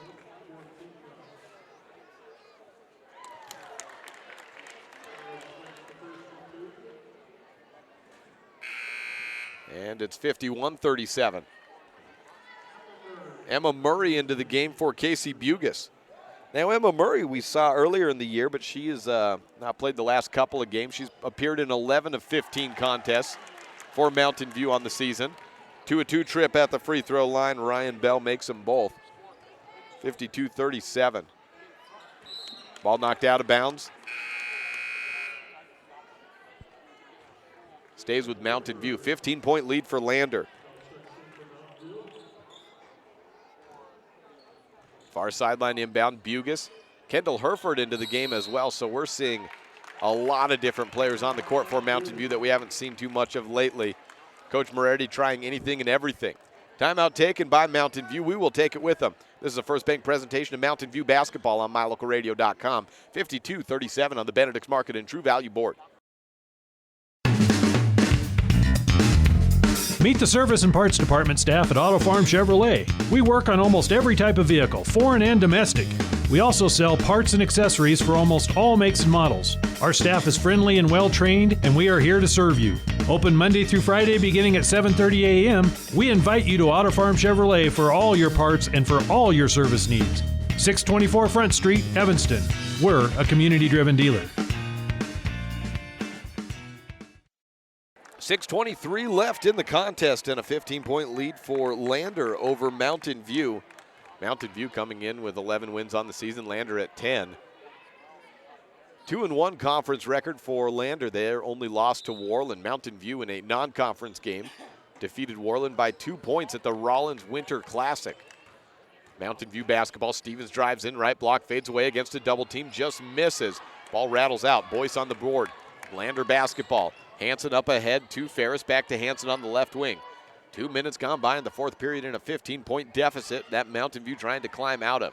On the court for them, Emma Murray stays out there, as does Kendall Herford, Haley Stevens, Bailey Henstra, and Emily Bugis. Boyce gets the ball in the left block, steps in, misses the shot. Rebound by Emily Bugis. She's running, throws it up from 8 feet away, misses, fighting for the board with Emma Crane. Crane wins that battle for Lander. Bell bounces it to Boyce, out to the right side. Back to the corner. Baseline drive, stop and throw up. Crane draws the contact against Bailey Henstra. 2.5 minutes gone by. 15-point lead could grow a little bit later, a little bit larger. It was not Crane, that was Hanson driving. Third foul for, no, just the second foul for Henstra. First shot in, up to 16 points.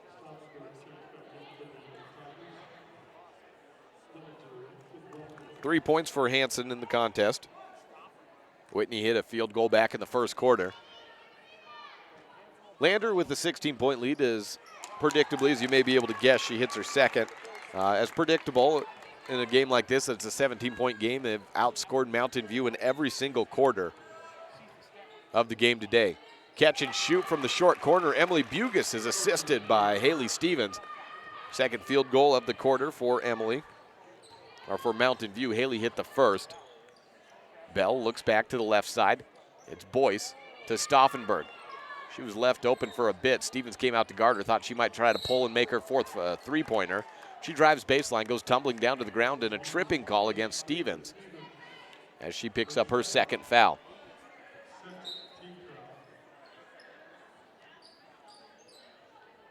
Toss up Stauffenberg. Boyce grabs the ball, but a timeout taken on the inbound by Coach Stauffenberg. That's Cyril Stauffenberg, and we'll take it with them. 5:05 left. This is the First Bank presentation of Mountain View basketball on MyLocalRadio.com. The girls of Mountain 54-39 on the Benedict's Market and True Value board. 5:05 left in period number 4. And Demi Stauffenberg to inbound for Lander. Lander sitting with that 15-point advantage. Tosses it out right corner to Boyce. Boyce dribbles to the wing, then back to Hanson. Lander's slowed things up a bit here in the fourth quarter, really working through their possessions. As you might expect, he can take 45 seconds off in a possession. That's really going to limit the chances Mountain View has left. Ball knocked out of the hands of Crane, stolen away. Emily Bugis up ahead to Haley Stevens. She's running with it, turns around at the left wing, keeps her dribble though. 4:38 left. At the top of the key to the elbow, hands off to Mitchell. Looking for Dellinger, she's wide open. Stauffenberg quickly comes out to guard her. Dellinger drives in, misses. And the rebound picked up on 2 hops by Haley Stevens. 4:26 left in the fourth period. 54-39 on the Benedict's Market and True Value board. Mountain View trails Lander. Stevens gives off to Dellinger, then to Mitchell, just inside the three-point line on the left corner. Pop to the top. Catch, drive in from Stevens. She goes against Hanson, and the shot on the ground. The shot's waved off.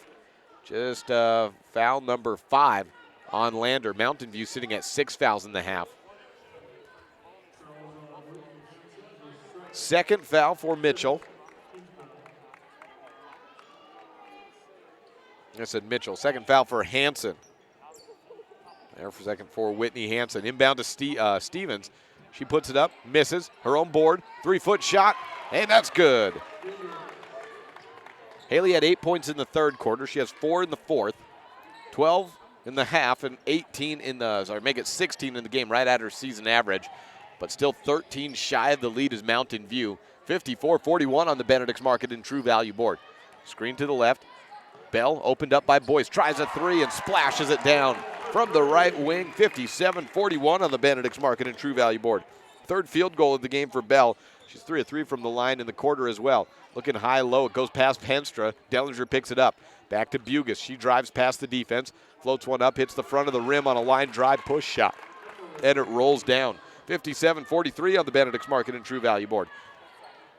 After all these shots that have been going in for Mountain View, just responded and answered and even growing on the lead after that 3-ball for Bell.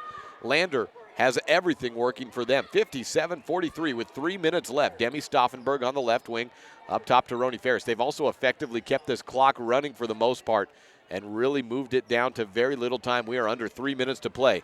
Boyce drives against Henstra, beat her off the dribble to the left, and the layup with the left hand drops down. 59-43 on the Benedict's Market and True Value board. Spin around, Dellinger fades away, shot good. 6-foot right side baseline shot in for Dellinger. She has 8 points in the game. Demi Stauffenberg pressured in the backcourt. That by Mitchell, and a timeout taken by Coach for Lander. I think they've got a full timeout left. Now it looks like a 30-second perhaps. We'll see. 2:32 left on the Benedict's Market and True Value board, and a 30-second timeout. No, making a full timeout taken here. We'll be back in 1 minute. When you're looking for one location that is centrally located in Wyoming to host a business meeting or corporate retreat, always consider the Come On In Hotel and Suites in Casper first. With meeting rooms and amenities that everyone can enjoy at the Come On In is the best place to host events. The rustic decor, fireplaces, jacuzzis, pool, and large indoor atrium will make your event memorable. Call today and find out the ways we can help make your event a success. Come On In Hotel and Suites in Casper. Call 307-472-6300. An infected tooth can cause discomfort and serious harm to your health. At Wyoming Dental Specialties, endodontist. Off briefly there, but got back on in time to see Lander get fouled by Jada Kennison. Ryan Bell was hacked by Kennison driving in. That's her second foul. Again, don't have a good explanation for these internet other than we are on a guest network. And guest networks just are not that reliable, usually, especially in the Wi-Fi realm. So as more people come in and connect, I don't know. I hope that we don't have any issues for this boys game. And also sometimes those guest networks will kind of automatically sign you out and you have to re-sign in. So that's what I've been doing. Ferris hits her free throw, 61-45 on the Benedict's Market and True Value board. I said Ferris, that's Bell rather, hitting her free throws. And on the Mountain View side, Bugas is fouled, going up, 2 shots signaled. 61-45 on the Benedict's Market and True Value board. Again, going to that, so if you go off, I'm hoping to really keep an eye on that and not have that happen too much. But if we go off, I'm hoping, like what we just had there where you caught probably lost the last half of that second ad, that I can just disconnect, reconnect, and we should be good to go for hopefully a while. Bugas hits her first free throw, or misses her first. And it's 61-45 still, 2:15 left. Casey has not scored today. Shot up and in. That's her first point. 61-46, 2:15 left. Lander basketball in the 15-point lead. Looks like they're on their way to an 11th win of the season. Hansen dribbles it out of bounds as she tumbled down to the ground, though. Back to Mountain View. Mountain View has not shot the ball extraordinarily well today. But you can always take that away with a late surge, and that's what they'll look to do here in the final 2 minutes. Stevens at the free throw line, jump stop, off to Mitchell. She drives past the defense, 2 more on the board. 61-48 on the Benedict's Market and True Value board. Lander basketball, Roni Ferris guarding against Kennison. High dribble, and Bell drives past her, throws it up, layup no good, into the hands of Mitchell. Continue to push the tempo here. It's a 13-point game, no time to waste for Mountain View. 3-pointer faked, off to Casey Bugas. She'll drive in, see the double team come out. Mitchell takes the basketball, beats the defense herself and fouled, stops the clock with 91 seconds to go. And here comes Mountain View in the final 3 minutes of the game. Still a double-digit lead, though, and a timeout taken by Coach Stauffenberg. We will take it with them. This is the First Bank presentation of Mountain View basketball on MyLocalRadio.com. It's human nature to think the grass is always greener on the other side of the fence. That's not always true, especially when it comes to buying vehicles. This is Dennis Lynch, General Manager at Auto Farm Chevrolet. Dealerships pay the same price for new vehicles across America. The fact is, the best deals are right here, in your own backyard. The difference is that our employees are your neighbors, people you can trust. Please visit us first, Auto Farm Chevrolet. We are your community-driven dealer. Super kids deserve super care. Experience the difference with board-certified pediatricians Alan Brown, MD, and Bird Gilmartin, MD, at Uinta Medical Group. Whether it's tracking your child's overall health at Well Child Checks or helping your little ones feel better when they're sick, Dr. Brown and Dr. Gilmartin are here to help your child grow, learn, and thrive. Schedule an appointment with Dr. Brown or Dr. Gilmartin by calling 307-789-WELL 9355 or visit evanstonanytime.com. Sadie Mitchell at the free throw line, a 13-point game here in Lander High School. 61-48. And make it a 12-point game. Sadie Mitchell hits her first, and here we go. I've got, when we got the Benedict's Market scoreboard, it was in the middle of a game. I think it was like the second quarter of a Lyman football game, and so I had to learn that one on a fly, and second free throw missed by Mitchell, and it was a mouthful. But we worked with it, and it was brought to my attention earlier in this game by a guy sitting to my right, and said, hey, I think we're Ace Hardware now. So I contacted my advertiser head and asked her, and she said, well, we'll see. And then I got a Facebook message from a Benedict themselves and says, hey, we got a new scoreboard. It's the Benedict's Market and Ace Hardware scoreboard. So there we go. I'll work on that throughout this game. Bell was fouled. She misses her first free throw. And she's had a ton of free throws in this fourth quarter. 61-49, Mountain View basketball, 1:15 left. Casey Bucas on the right corner. Up top to Sadie Mitchell. And she'll dribble to her left, give off to Stevens. No time to waste here. Mitchell to Stevens, then to Kennison. 1:03 left. 12-point game. And they're taking their time like they got the lead right now. Bucas jump stops into the lane against Ferris. Misses, gets her own board. Blocked from behind by Ferris. Out of bounds. Stays with Mountain View. 54.5 seconds left in the fourth quarter on the Benedict's Market and Ace Hardware board. And Jada Kennison tosses up the inbound to Casey Bucas. 53 seconds left. She crosses over to her right. Euro step in, layup good. Clock continues to roll. This is high school, no stopping for a made shot. 61-51 on the Benedict's Market and Ace Hardware board. Bell to the right wing. Boyce to the top of the key. Over right side to Leah Brown. We didn't see her much at all in the second half. She got into a little bit of foul trouble in the first. Boyce to Ferris. 25 seconds left. 61-55. I don't think Mountain View's going to foul at this pace. And down by 10, 20 seconds to go. Can you really blame them? They did get a surge late, and they're cutting into that lead, but maybe just a little bit too late here. 61-51 looks like it could be the final. Bell to Boyce. 9 seconds left. The boys will come up after this, probably right about 4 o'clock. 3 seconds, 2 seconds. Demi Stauffenberg dribbles out the clock as she bounces out to Ferris, who fires a three-pointer up at the end.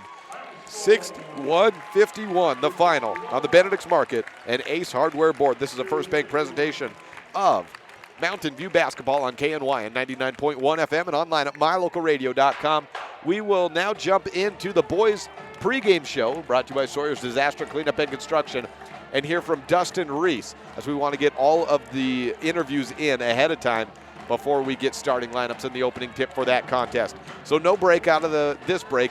After the interview, we will come back with our Dr. McKay Franklin Precision Play of the game.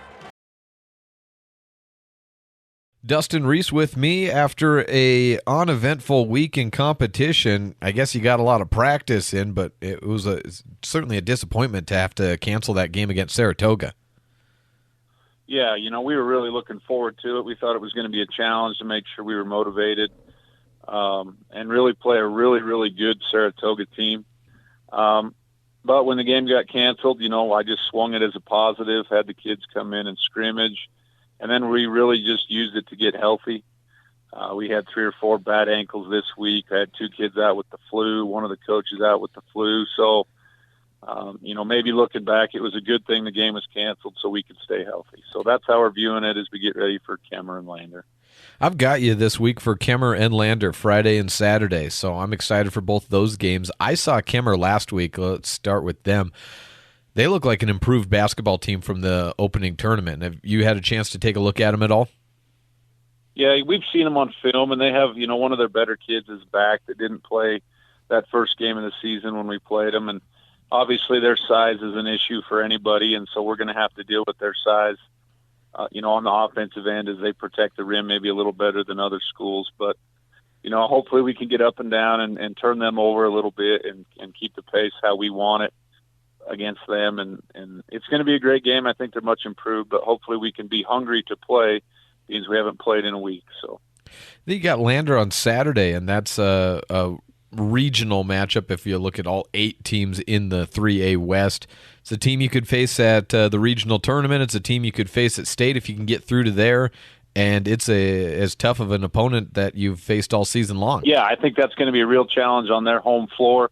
They got really good guards. They're big inside, and we're really going to have to, I think, change the pace of that game. We're going to try to grind it out, slow it down, make them have to play in the half court on the offensive and defensive end. And if we can keep that game in the 50s, I think we got a chance. If it's in the 80s, I don't think there's any way that we can run with them. So, we'll use our defensive schemes. I think we're really good on the defensive end to make people play our pace. And so that's what our goal will be against Lander. You mentioned that you were able to try to spin it as a positive, that the people who were out sick or injured, you could try to keep them healthy. And then for the people who could practice and go, that you got some time to fine-tune and scrimmage against each other. How did that scrimmage go on Saturday? It was fun because I just let the kids just play. They shot for teams, and they played to 21, and they'd rotate after every game, and they just got to play basketball. And so it's fun to watch kids just get to play the game at its purest when they really just get to play. They're not worrying about running a set.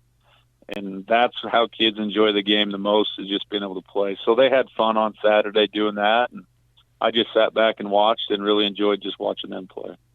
Well, Coach, like we mentioned, it's 2 good games with Kemmer and Lander, and then the week after that, then you get back into the conference play. But it's interesting, I was looking around for other reasons at the way 3A has been realigned and adjusted in the last 7-8 years of, are you playing 12 conference games? Are you playing 8? Are you playing 6? But this one, with those 6 games, you'll be halfway through and start next week, really puts a premium on getting a victory when you do get that rare chance to play for one that, as they say, does count. Yeah, it's, you don't really have any games to waste. When we used to play everybody in the North twice, and you ended up playing 12 to 14 regional games, and you could have a mistake here and there and still be okay for regional seeding. But really, if you want to be first in the Southwest, you need to finish 6-0. That's your only guarantee. And so we got to go into that Lyman game knowing that we need to win that game against a very, very good opponent. And we'll see how regional seeding ends up. But we know that we have to beat Lander and Worland in the North either way. So how we end up in the Southwest, as much as we think it might be an easier road if you're number 1, you still got to beat Lander or Worland to get there. Well, certainly excited for the Saturday contest against Lander, as you'll be seeing them at some point again, most likely, and excited to see a Kemmer team that continues to try to improve as the season gone along. Like I said, I saw them last week. They definitely do look like an improved team, and you mentioned the heights, so should be a couple of great games. Coach Reese, thank you. Thanks, Jake. I appreciate it. Of course, when I was talking to Dustin about that, you can actually plug in either there or right there, whatever works better. Yeah, that'll work. We had Kemmer games, and we had Kemmer games up until about 1 o'clock yesterday. I was actually on my way, just getting ready to leave, get on the interstate to go to Mountain View, and I got the message from Coach Moretti and then Coach Reese to quickly follow and say, hey, games are off, no Kemmer games. So instead, Mountain View gets just one contest this week against Lander, and that's the second week in a row Mountain View has had games canceled. Last week, as we were talking about, they couldn't play Saratoga. So the boys opted to scrimmage on that Saturday and get something in, and hopefully that fun has got them ready for a very good Lander team today that they will be going up against. Mountain View's got pretty good size. They're not the tallest team, but they've got 6'3", 6'4" in the post between Brecken Barnes, Hunter Meeks, and Brigham Blumel. But those three guys also possess a ton of strength. Well, they've got a lot of height to go up against today here in the Lander Valley Tigers. Niehi Black at the top of that, Ozady O'Neal off the bench, and McCaden Anderson is a big, strong body as well. All three of those players in the post, quick, athletic, can guard outside or inside, which they'll need to because Hunter Meeks in particular, he'll play inside, but he'll shoot the long ball as well. And Mountain View really does get everything going with the long ball, but that's going to be a lot on Braden Walk. He has 55 three-pointers on the year. The next two highest are Ashton Schofield and Kimball Madsen. They have a combined 18 between the two of them. Now let's head in and hear from Stuart Mullins as we continue the Sawyer's Disaster Cleanup and Construction pregame show for this boys contest on a First Bank presentation of Mountain View basketball. Stuart Mullins joins me with the Landers boys basketball program. I get to see you twice this week. And coming off a state championship, you got to bring a lot of talent back. It's always difficult after you get a title to then have that target on your back. How has your team responded this season? You know, you're absolutely right. You know, it's a totally different set of circumstances to win it once and than it is to repeat or to continue to play at a high level. And you know, we said that at the end of the year last year that the wind blows a lot harder at the top, and you know, and so you know, we're not sneaking up on anybody this year, but I've been proud of our kids' effort and composure through the season, and you know, I think we're getting better. So, yeah, like I said, I get to see you twice this week, but prior to that, I've heard some games of yours on the radio. I've seen some clips here and there, but I'm pretty new to Lander basketball. You have three guys averaging double digits in points. You've got a great overall team contribution from guys from all over. Can you tell me a little bit about what Lander basketball is all about and how these guys fit together? Yeah, you know, I think it's a unique situation here. You know, we pull a lot of kids from the Wind River Reservation, and you know, they come to Lander to get a really good education, and we're you know, through the years, Lander has been fortunate to have those kids, and you know, this year we have, out of our top 12, you know, I think 9 of them are Native Americans, and somebody told me the other day that that's probably the most that the Landers ever had at one time, which is a pretty special deal. You know, so our kids, you know, if you watch Lander over the last, you know, 5 to 10 years, they play extremely fast. You know, they like to get up and down, and you know, we're at our best when we're sharing the basketball, and you know, we're probably the biggest team in 3A this year, which is kind of new for us, but we'll take it. So we're pretty well balanced. You know, we've got some guards that have some pretty good composure and can shoot it a little bit, and then you know, obviously he's a returning all-state kid and has had a great season thus far. There was the conference meeting last week of you and Worland. That was a good game, a tight one. Ended up going Worland's way in the end. Now you play a couple of teams in the Southwest region who you very potentially will see again at the regional or state tournament. How do you feel your team is at this point in the season as opposed to where you'd like them to be in a month from now when we're at state? We still got a long ways to go.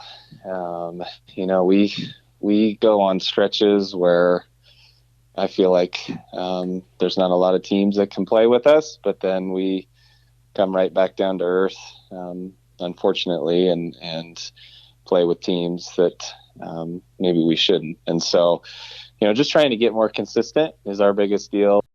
5 points on Wyoming Indian. Yep.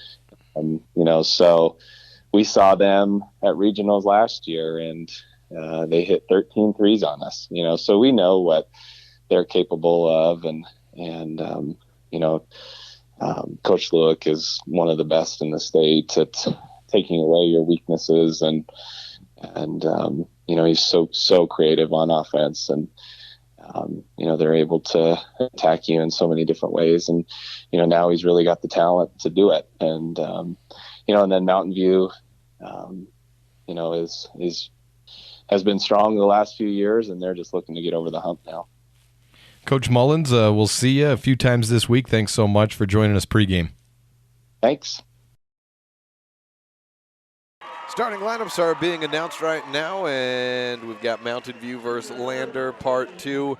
We mentioned the three-point shooting for Mountain View. It really all starts with Braden Watt getting things going. But the last three varsity games, and I make that distinction because Mountain View shot dreadful against the Star Valley JV, but I don't necessarily put that on anything other than it is hard to get up when you're a varsity program and they send their JV team out to play you for whatever reason they decided to do that for. So I'm adding up right now to look at these last three games as a whole. I've got a general, it's right around 50%, but I think it's just a bit above. So the last three varsity games, Mountain View has shot 30 of 58, 52% from beyond the arc. They're shooting 34% on the season. That is incredible. Apologies for the cutting in and out of the stream. We've got to stabilize for the moment. Unfortunately, like I said, we just don't have great options here. Starting lineups brought to you by Black's Fork Timber. We'll get them to you momentarily. Niehi Black and Brigham Blue Mel opening tip, and Blue Mel didn't even jump. Niehi slapped it into the air back to his man. St. Clair has the basketball for Lander on the Benedict's Market and Ace Hardware board. We welcome you to the Bridger Valley Motor first quarter. St. Clair to the right side. Shot up by Ty Massey for a triple is good. Two, make it 3 quick points out of the gates for Ty Massey. And the starting lineups for Mountain View first. Ashton Schofield, Hunter Meeks, Brigham Blue Mel, Braden Walk, and Kimball Madsen. Braden Walk has it on the left corner, and it was a long 2 rule, not a 3-pointer. So it was just a 2. It was just a foot on the line on the right corner.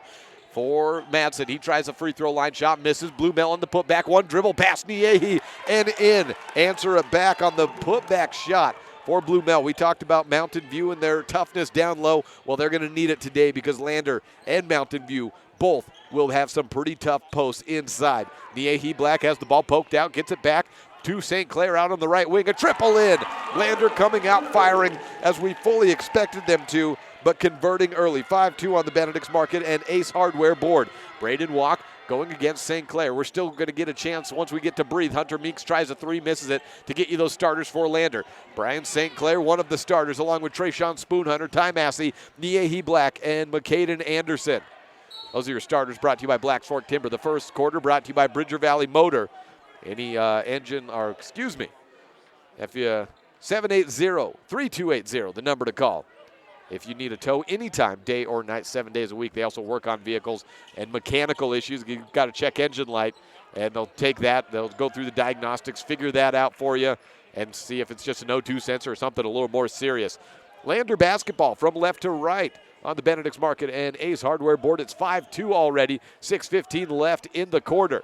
Ty Massey to St. Clair on the right wing. We didn't have much chance to breathe on Thursday in this contest. Mountain View will slow the pace down a little bit more potentially than Lyman did. Both those teams of Lander and Lyman like to push the tempo, but that score didn't end up too high. It was 51 at the end. The leader, 51-47, the final in that game. Ball knocked out of bounds. It was a bad pass. Last touch by Niehi as he was trying to corral it. Mountain View basketball. Braden Walk to Madsen. Just ahead to Walk, then to Meeks. He bobbles the pass. McCaden Anderson comes away with it. Into the hands of Spoonhunter there. Trayshawn up ahead to St. Clair.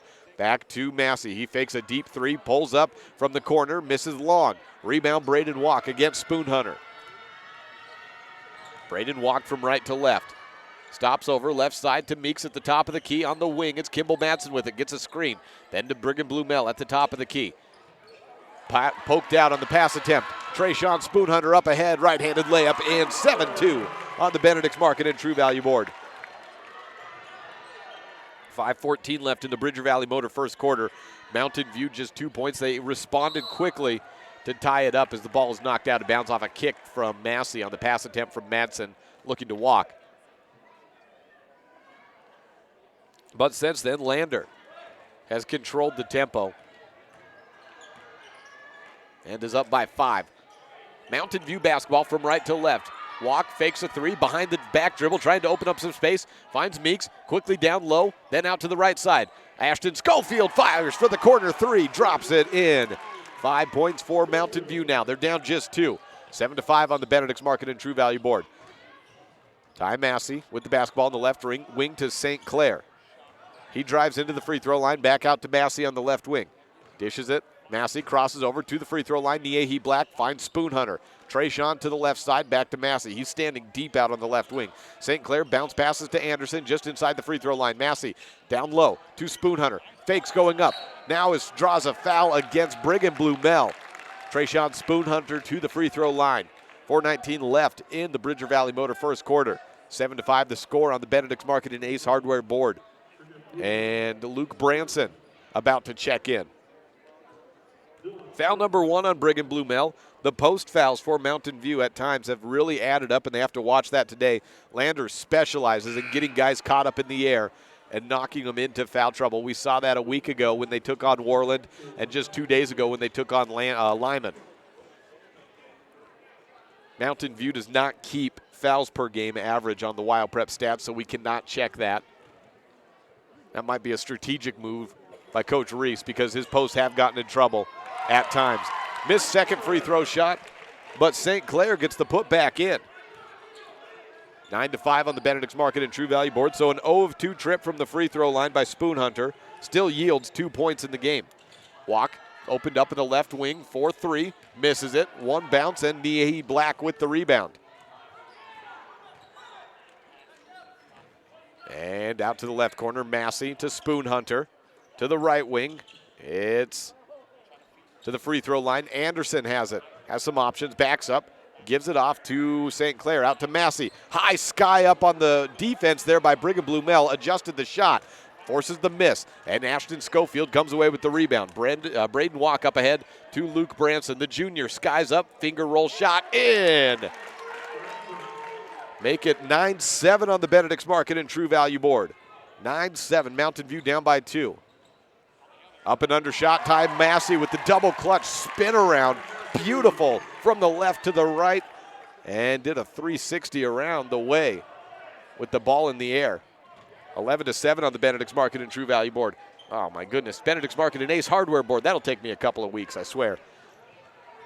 On the other end, it's Lander basketball after Ashton Schofield misses a 3. Niehi on the left baseline, out to the top. Branson nearly came up with a steal. It's Spoon Hunter with a shot from the deep wing, misses it. Madsen on the run after coming up with the rebound, takes it the rest of the way for the layup. Kimball got his first 2 of the game. 11-9 on the Benedict's Market and Ace Hardware board. Niehi tries a transition shot. 2 foul shots upcoming after he gets fouled. A late whistle blown there.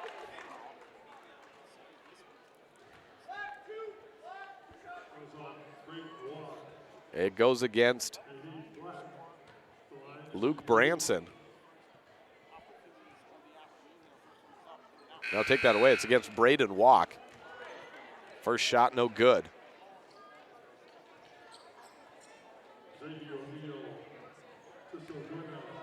Back to the free throw line, one more attempt. And it's in. 1-2 trip for Niehi. 12-9 on the Benedict's Market and Ace Hardware board. Walk, stutter steps, drives in, quick, no look pass to Blumel. He's fouled to the line. Ozady O'Neal checked in for Lander, so it's him and Niehi in the post. Defensively, I couldn't see which guy got it. The foul there, I think it was on Niehi, but still waiting for it to get put up onto the board. First free throw, no good for Blumel.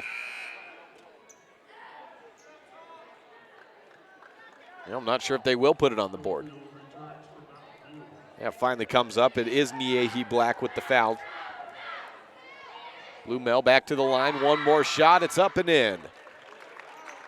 1 point game. No, 2 point game. 12-10 on the Benedict's Market and Ace Hardware board. Trayshawn Spoon Hunter out right side. And a steal away for Mountain View. Niehi knocks the ball out of bounds. Hunter Meeks was looking for Branson. Hit the student section. And now Meeks standing right in front of the student that he hit. He's got the inbound. 12-10 on the Benedict's Market and Ace Hardware board. 2:08 left in the Bridger Valley Motor first quarter. Walk with the basketball. Guarded by Brian St. Clair. He turns around, gives it to Branson at the top of the key. Spoon Hunter on him. Pass back to Braden Walk. Working to his right. 1:50 left. Walk backs up on the right corner to Meeks at the top of the key. Meeks goes to his right. He has Jacoby Jones on him. Spin around, back up. Braden Walk has the ball, rim out.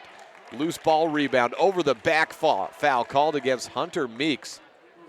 Number 23 picks up his first.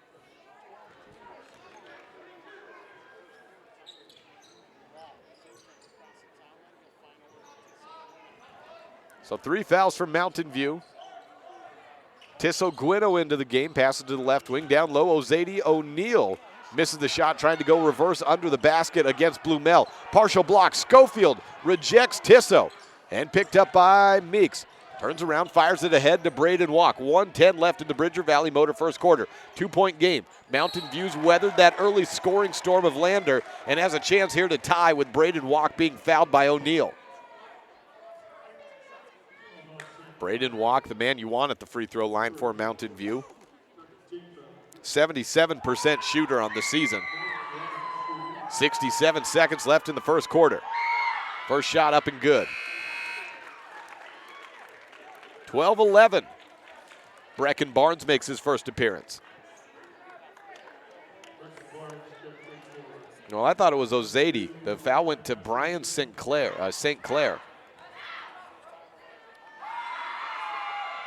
Second shot in by Walk as well. So we're tied up. 12-12 on the Benedict's Market and Ace Hardware board. Just got this change, 25 minutes ago, so I'm working on that one. Tissot Guino in the backcourt with Trayshawn Spoon Hunter. Playing in the backcourt against Madsen. Finally take it across. 56 seconds left. Tissot on the right wing. Backs up, bounce pass to Spoon Hunter. 56 seconds left. And a throw down low from Ozady is knocked. No, not touched, just missed on the firing. Looking down low to Jacoby Jones and out of bounds. Meeks takes the inbound back on the pass from Madsen. Back to Meeks, 43 seconds left in the first quarter. 12 all on the Benedict's Market and Ace Hardware board.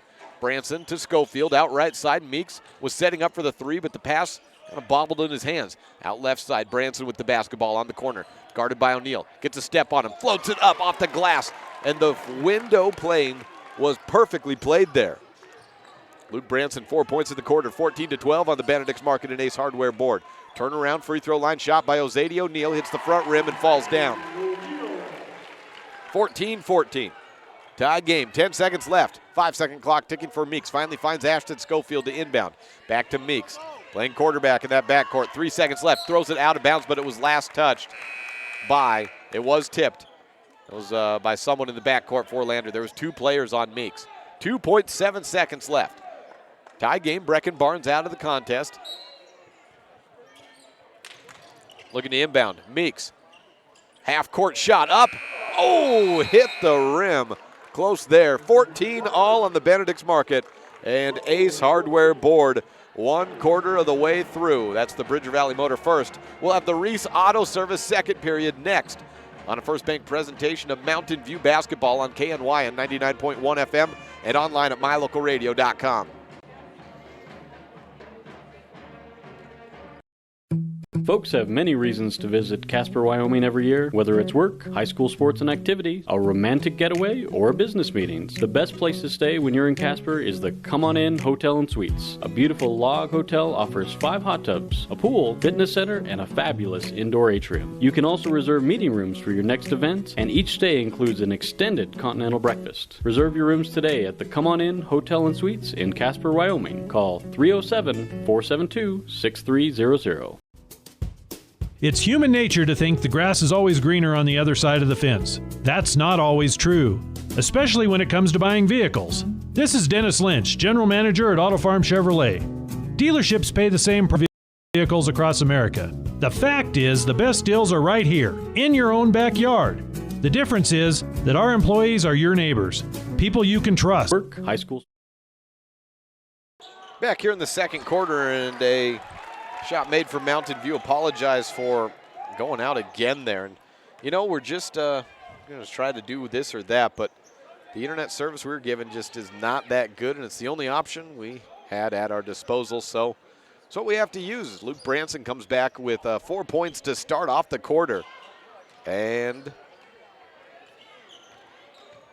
it's 18-14 on the Benedict's Market and True Value board. Steal away, Mountain View basketball again. Branson again, 8 points in the half. 18-14. Madsen, fadeaway shot, mid-ranger, no good. 1.5 minutes gone by as we welcome you into the Reese Auto Service second period. Don't run into these problems very often. We just don't. We've got most places figured out, but Lander continues to be one of those that the network's just not the strongest, and there isn't a good alternative option provided. And there's a lot of times we'll have a jet packs or mobile hotspots you're familiar with that we use. Well, we've got a tin roof in this gymnasium, so that does not work. That's not an option for us either. So 18-14 on the Benedict's Market and True Value board. Braden Watt crosses over to the left. 4-point lead for Mountain View. Hunter Meeks fakes a three on the left wing. Dishes out right corner. Branson to Kimball Madsen. He'll look around, weigh his options, put the Barak on the ground once, then back to Branson. He's calling for a screen to his left. Hunter Meeks obliges. Then to the top of the key. Brigham Blumel spins around left side, and Madsen back to Meeks. Fakes a three, guarded by Niehi. Backdoor cut. It's Walk backing up at the right corner. Then back to Meeks. Stabbed at by Niehi. Nearly a steal there by Black. Brigham Blumel with the basketball. He picks up his dribble at the top of the key. 5:45 left. St. Clair on Walk. Meeks comes around, gives a good screen for him, then a handoff to Madsen. Up to Meeks, then to Branson on the left wing. 5.5 minutes. Blumel was fronted by Anderson. He gets contact drawn. A push foul, but it's on the ground, so no free throws on that play. 18-14 on the Benedict's Market and Ace Hardware board. Mountain View on top.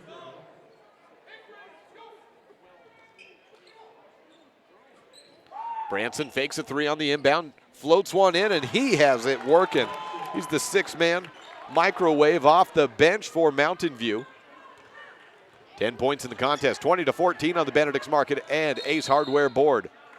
Stu Mullins takes a timeout. His team is struggling right now, but never count out this number 2 team in 3A. And according to the WildPreps.com coaches and media poll, they come back with a vengeance. And we'll see what Coach Mullins draws up here.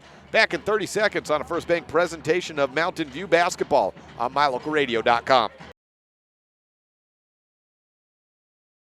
When you have any mechanical problems, always think of Reese Auto Service in Lyman first. Doug and the mechanics at Reese Auto Service work on everything from your lawnmower and snowblower to cars, trucks, farm and ranch equipment, and semis. You can also get tires for anything you need at Reese Auto Service. Always visit Reese first. You'll get great pricing and quality-friendly service. Reese Auto Service, 541 Highway 413, Lyman.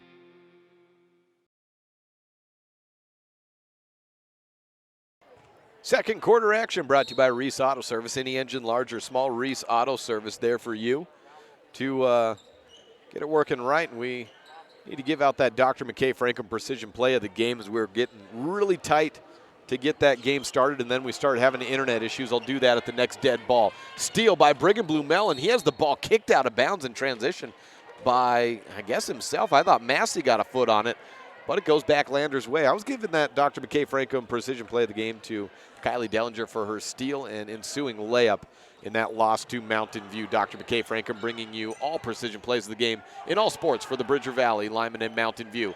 Another steal for Mountain View. Braden Walk misses a layup, wanted contact, got nothing called. On the other end, St. Clair draws the foul, misses it, but it's on Meeks, it looks like. Hunter Meeks standing with his hands on his hips. That's usually suggesting that he doesn't like the call, and it also usually suggests that it's against him, and that is the case here. Foul number 2 on Hunter. We saw foul trouble add up in a fury against Lander for Lyman. And you had Andrew Housekeeper, Alex Bradshaw, and Carter Smith all in trouble. You also had Preston Brewer. All those players were playing the fourth quarter with 4 fouls. And that's the three top options for Lyman this season. St. Clair makes the free throw, 16-20 on the Benedict's Market and True Value board. First two makes of the quarter for Lander on those free throws. Braden Walk steps back at the corner for three, throws up high. Matson skies up and grabs it and corrals it with his left hand. Ashton Schofield, he has a triple today, passes to the top of the key for Brigham Blue Mel. On the wing, it's Walk. Screen around, but St. Clair quickly works right around that. Back at the paw print at the jump circle. 4:18 left in the Reese Auto Service second period. Matson on the left wing, skips it over on a bounce pass to Schofield on the right wing. Coming around on a screen, St. Clair tight on Walk, not allowing him to open up even on a good screen like that. Back to Braden Walk. And a timeout taken by Coach Reese. 32nd timeout taken here in the Reese Auto Service second period. 20-16, Mountain View on top here at Lander Valley High School on a First Bank presentation of Mountain View basketball on mylocalradio.com and on the radio at KNYN 99.1 FM.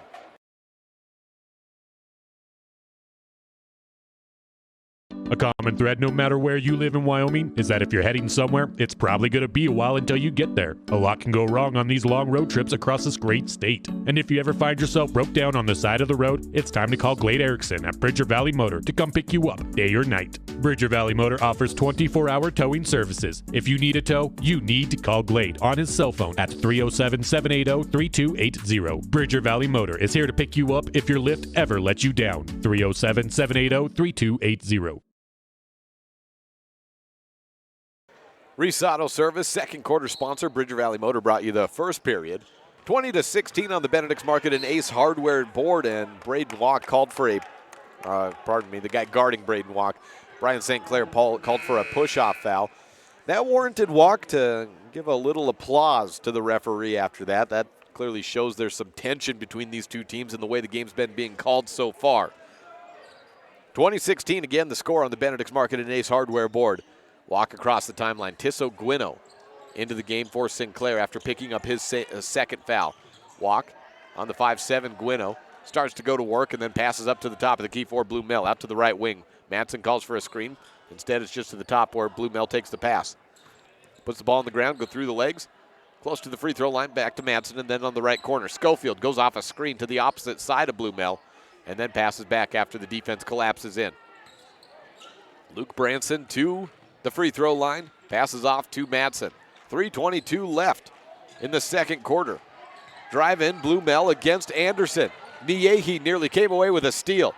Walk against Anderson, spins around and called for a travel or a foul. No, a foul called. A quick spin move by Walk, and he left Anderson in the dust there. 16 foul. The foul goes against Tisso Gwino. To the top of the key, Walk down low looking for Schofield. Is taken away by Massey. He's on the right wing. Beats Walk off the dribble. Goes down and fouled by Matson. He lost his dribble there for a second. Foul on Kimball Matson. 3:03 left. And it's on number 2 instead. That's Braden Walk. He must have called for a reach as he went by. Second foul on Braden. So you got Meeks and Braden with 2 fouls. Niehi with the ball in the post. Skies above the rest. And a 6-foot fadeaway is perfect. Niehi has that ability to just play on a different level, quite literally. He can just sky up. He's got the long arms and a 6'5" frame. And if he can shoot it, he's looking down at the hoop when he does. Walk with a triple to respond. Misses off the handle. Matson, a tough rebound. Spins around. Tries to go to work against his defender there. And a foul on Hereford called. No, it was just out of bounds. Dylan Hereford knocking it out. Stays with Mountain View. Ozady O'Neill comes into the game. He replaces Ty Massey and Anderson out with Trayshawn Spoonhunter coming in. 2:36 left in the second quarter, brought to you by Reese Auto Service. Matson with the basketball out to Schofield, then to the top. Blue Mel, not a three-point shooting threat. O'Neal knows that, backs up on him, gives it to Walk. The defense comes in tight. Elbow to Blue Mel, one dribble step, double clutch shot, no good, but a foul. In the process of shooting, and Blue Mel's to the line for 2. 20-18, Mountain View trying to hold on top of this one. A quick sub incoming for McCade and Anderson back into the game.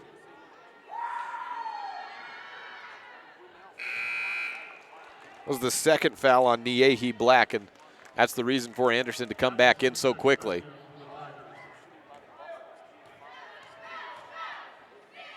First free throw missed by Blumel. The second is good. 1-2 trip. 21-18 on the Benedict's Market and Ace Hardware board. Spoon Hunter up ahead. Behind the back pass is taken away. That was by Tisso Gwino. Luke Branson on the steal. He has 10 in the quarter. And he goes up. Uncalled for a charge. Ran right over, I think it was Gwino there, who was quick to get back defensively after giving up the pass. First foul on Luke Branson. The way Luke Branson drives in like that and then rolls that finger roll, looks like George Gervin, a player he's probably never heard of. Tisso Gwino to Ozady on the baseline, then back outside. To the free throw line, Anderson steps through, finds Gwino. Shot up for O'Neal. He skied up and shot over Branson. 2 points on the board, 1 point game. 21-20 on the Benedict's Market and True Value board. That's the second bucket of the day for Ozady. Luke Branson at the top of the key. Out right side to Kimball Matson. 90 seconds left in the Reese Auto Service second period. 21-20 on the Benedict's Market and Ace Hardware board. Schofield on the right wing. Tumbles down to the ground. The ball's loose. Picked up by Branson and then ripped away by Spoon Hunter. A jump ball called. Possession arrow Lander. 1:17 left in the second. Spoon Hunter on the far sideline to inbound to Gwino. He's at the midline. Spoon Hunter to Herford. Fakes a pass down to low to Ozady. Back to Spoon Hunter to the corner. They find Ozady in the lane. He goes up, beats Blumel. A little head fake left Blumel in the dust, and Lander is on top 22-21. On the Benedict's Market and Ace Hardware board, a carry called on the other side. Mountain View turns it back over. Brecken Barnes checks in. Lander with all the momentum working here in the final 58 seconds of the quarter. 6 points for Ozady. Tisso Gwino with the basketball over left side to Spoon Hunter. Back to Gwino. Into the lane. Anderson outside Herford with 45 seconds left. Back to Gwino. Bounce pass to Herford. He'll toss it up right side on the wing. Missed the pass looking for Ozady. Ozady was in an area where if he had cut in on that play, it would have been an easy two, but the two did not communicate there. Tisso thought something, and Ozady was just a little late in catching up to Gwino's thought process. 22-21 back to Mountain View. 35 seconds left. Braden Walk with the basketball, joined by Matson in the backcourt. He whiffs on the pass. He lost control of it and goes into the student section. Schofield will check in quickly, as will Barnes. In for Meeks and Braden Walk. 28.1 on the clock. Tisso Gwino with the basketball. Matson had that ball. He's a former quarterback. He went to throw it, and the ball just kind of fell out of his hands, and that led it to loft into the student section about 4 rows up. Gwino to the corner. Finds an open Spoon Hunter for three. It's misses long. Ozady tips the ball out, but it goes to the hands of Branson. He rolls a shot around, misses on the layup. Blumel on the putback. Good, and he's to the line. 3.3 seconds left. 22-21. Mountain View has taken the lead with 2 more to make it 23-22 on the Benedict's Market and Ace Hardware board. Foul number 2 called against Tisso Gwino. And the shot is good. 24-22, half quarter by Gwino, misses off to the right. And we are headed for halftime. That's the end of the Reese Auto Service second period. Brigham Blumel with a 3-point play after the Luke Branson catch and run. He had 10 points in the first half. And Mountain View exits the quarter with a narrow 2-point lead. This is a First Bank presentation of Mountain View basketball on MyLocalRadio.com and KNYN 99.1 FM with the simulcast. 24-22, Mountain View over Lander on the Benedict's Market and Ace Hardware scoreboard. Serving Wyoming since 1941, Plains Tire is Wyoming's oldest and largest tire dealer with great locations throughout the state. They'll get you the right tires that offer the best results for your vehicle at the lowest prices, guaranteed. Plus, you can go to any Plains Tire Pro dealer with their nationwide warranty service. And check out their Plains Tire phone app. Come down and see us at Plains Tires on 157 Bear River Drive for all your automotive needs. Hablamos también español. Light up your world with a custom-built LED sign from Rocky Mountain Sign in Evanston. It's a proven fact that signage that lights up creates more attention. So light it up and then add text, images, and video, and your sign becomes even more powerful. Start sharing your advertising messages and information with your customers today. The team at Rocky Mountain Sign provides all types of quality signage that is custom-built and maintained. Call today for a free quote. Rocky Mountain Sign, 307-789-5202. Rocky Mountain Sign, serving customers in Wyoming, Utah, and Idaho. At Trona Valley Federal Credit Union, we know our members by name and we love working with them face-to-face. But did you know that members can also handle almost all banking online? Everything from managing your accounts and paying bills to applying for all types of loans. It's simple and we're happy to help you get started. Join Trona Valley Federal Credit Union today. We're a caring partner dedicated to your financial success. TronaValley.com, member NCUA.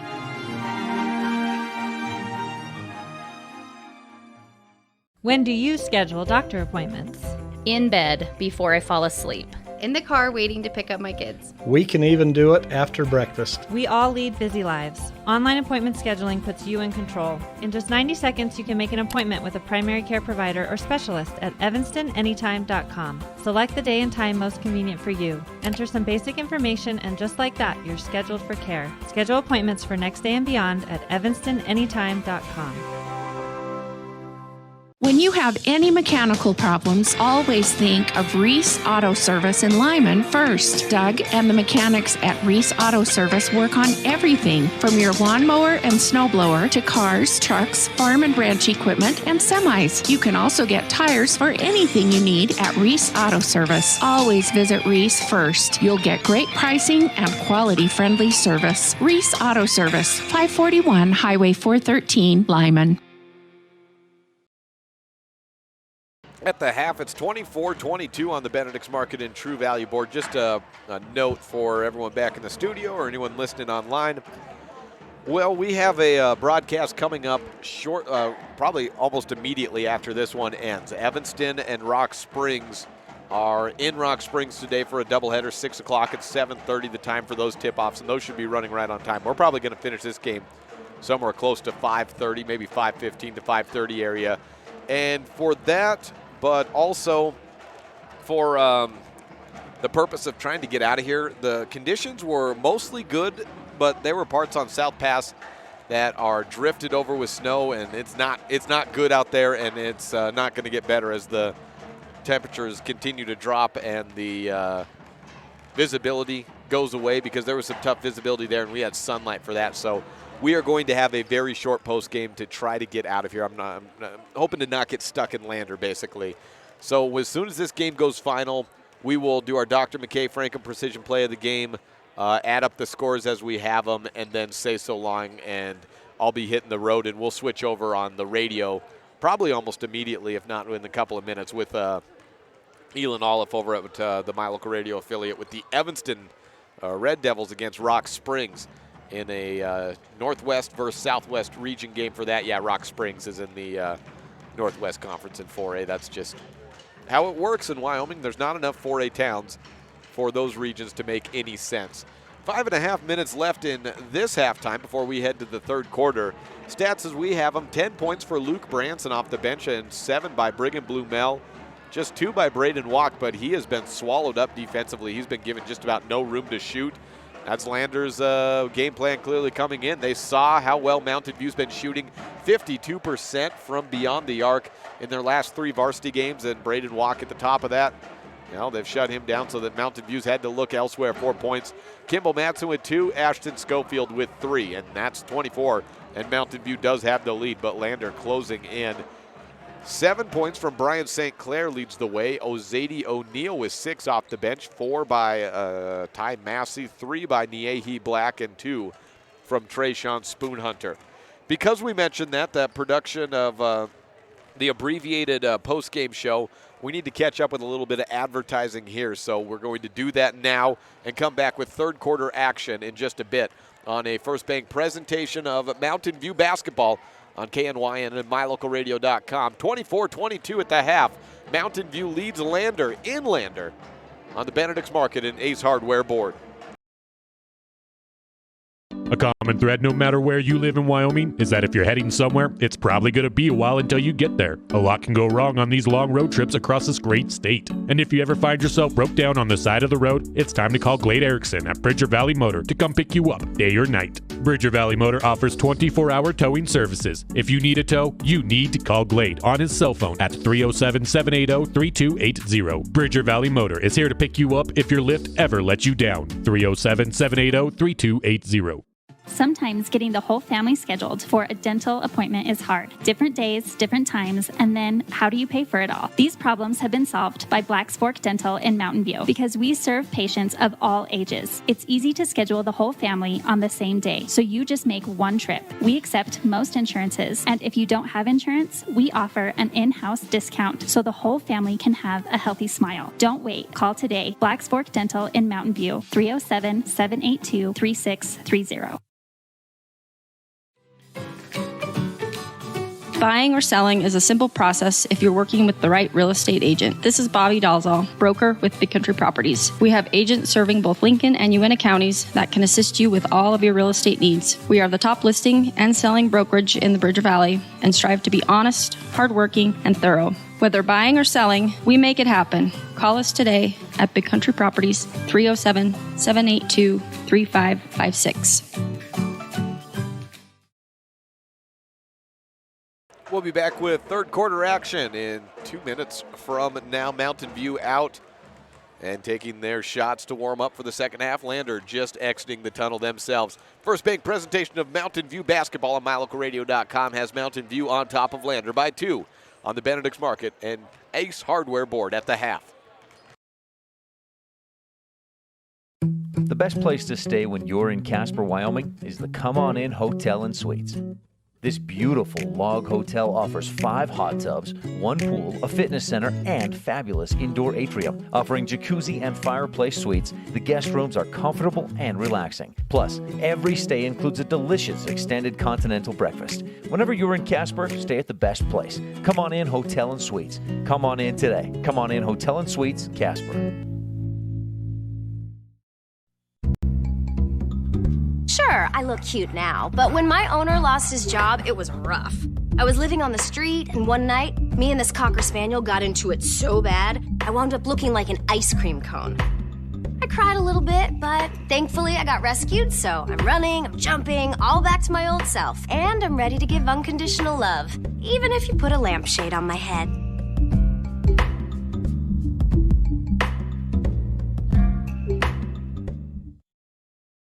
You're in good hands when you choose Dr. Stosage and Dr. Buick at Wyoming Dental Specialties for dental implants and wisdom tooth extractions. They work with passion and focus. They use techniques and technologies that are modern and precise. With 2 decades of experience, their skills are highly specialized. If you need teeth extractions or dental implants placed, come see Dr. Stosage or Dr. Buick at Wyoming Dental Specialties, 50 Park Road, or call us at 307-789-9034. The central and midwestern U.S. averages more than 850 tornadoes each year, and lately, the number of floods has been rising in the region too. So chances are, there will be more twisters and floods near here again. And between school, sports, and social lives, chances are, you won't be with your kids when it happens. Will they know what to do? Ready.gov/kids has all the educational tools and information to make the conversation easy. When the time comes, chances are they'll feel prepared, not scared. So talk with your family today. Lander plays excellent defense, and that's kind of what we're sitting at right now. 24-22, it's another Lander-style game. Pace that play.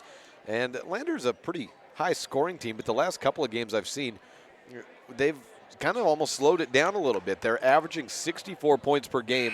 They scored 51 in their victory 2 days ago, and right now we're on pace for a 48-44 game, but of course we can't always expect that to stand pat. But it's been a tight defense for Lander as Mountain View plays a pretty good defense as well. some fouls here and there. That's caused some guys to go down to the bench. Hunter Meeks sitting at 2 fouls. He'll certainly be trying to avoid picking up a third here early on in the third period. And Niehi Black with 2 fouls as well for the Post. So we're back underway. Third quarter action. Mountain View basketball up by 2 on the Benedict's Market and Ace Hardware board.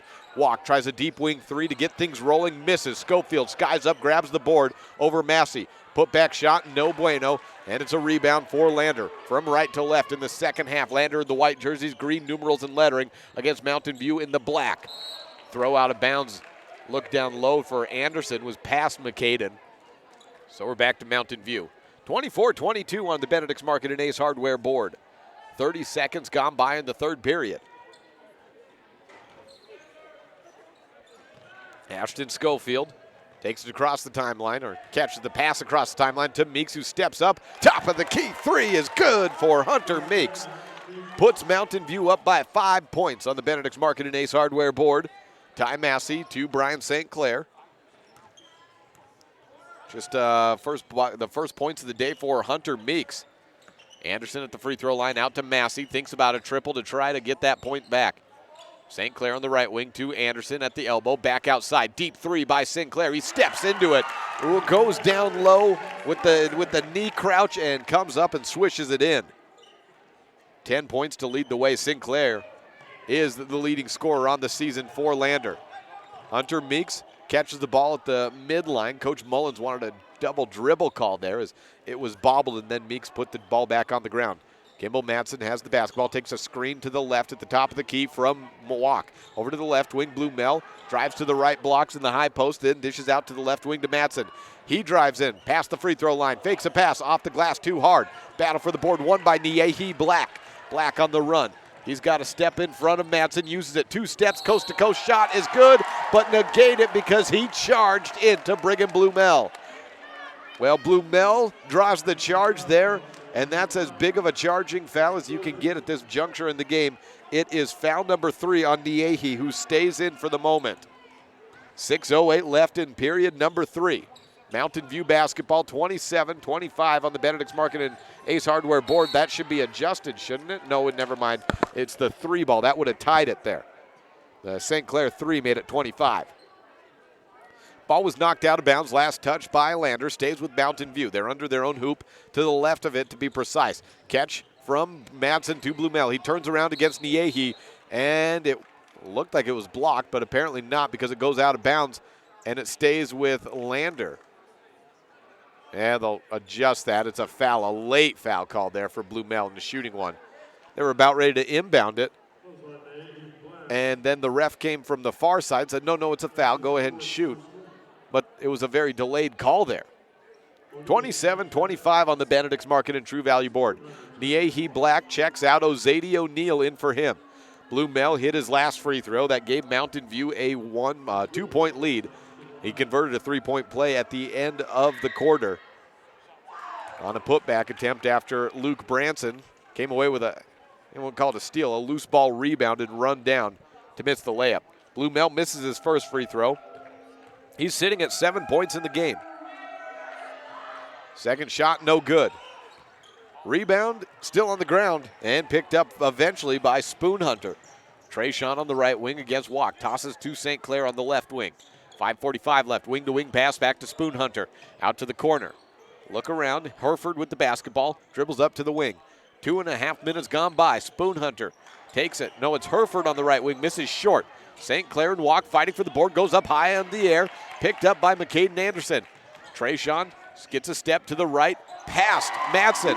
And then goes around the body of Meeks for the finger roll layup. Whistle blown. And we have a foul on 1-3. That's Dylan Herford. 27-27 on the Benedict's Market and Ace Hardware scoreboard. Kimball Matson inbounds to Braden Walk. That was the first foul on Herford. He drives past his defender, St. Clair. Jump stop and rejected from behind by Herford. Ozady O'Neal was in front of him. Stays with Mountain View. Matson looks down to Coach Reese to get the play call. Matson to inbound, but we have another late foul call. We have a foul call as the whistle was blown in on Braden Walk on a push out. They say he gave an elbow out. I didn't know we were playing yet when that foul came. He blew the whistle before the ball was even in play. But I guess that was to signal, and then Braden Walk gave that push out. It was almost a simultaneous whistle. Coach Reese seemed satisfied with the explanation given on the foul. That's number 3 on Braden Walk, another guy we have to watch for foul trouble the rest of the way. He stays in, though, for the moment. St. Clair with the basketball, left side on the wing to Hereford. Bounce pass is kicked. It was intended for Ozady, picked up by Mountain View. Foot must have been planted. Meeks with the basketball at the top of the key. High post. Blue Mel goes down low against Ozady. Wild off the glass, too hard. 4:43 left. Still tied up 27, all on the Benedict's Market and Ace hardware board. Double team trap. Walk tries to come away with a steal. It's out of bounds. And Mountain View basketball. I'm not sure how that was the case. Must have gone off the body after Walk hit it. That must have knocked it off his defender.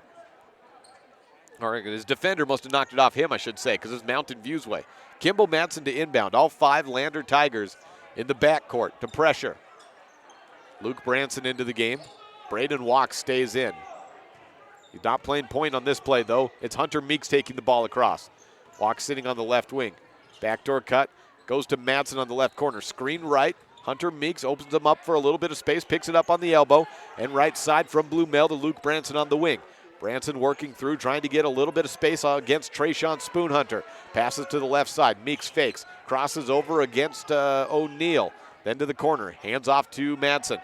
4:07 left in a 27-all game on the Benedict's Market and Ace hardware board. Walk takes the handoff from Blue Mel at the top of the key. Then bounce passes it over to Meeks.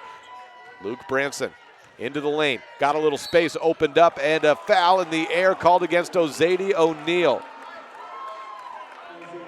Branson was in the air. Ozady was not. He had 2 hands up, and Branson ran into him. First foul on Ozady. Puts Branson at the free throw line. 63% free throw shooter, drops the first and gives Mountain View a 1-point lead.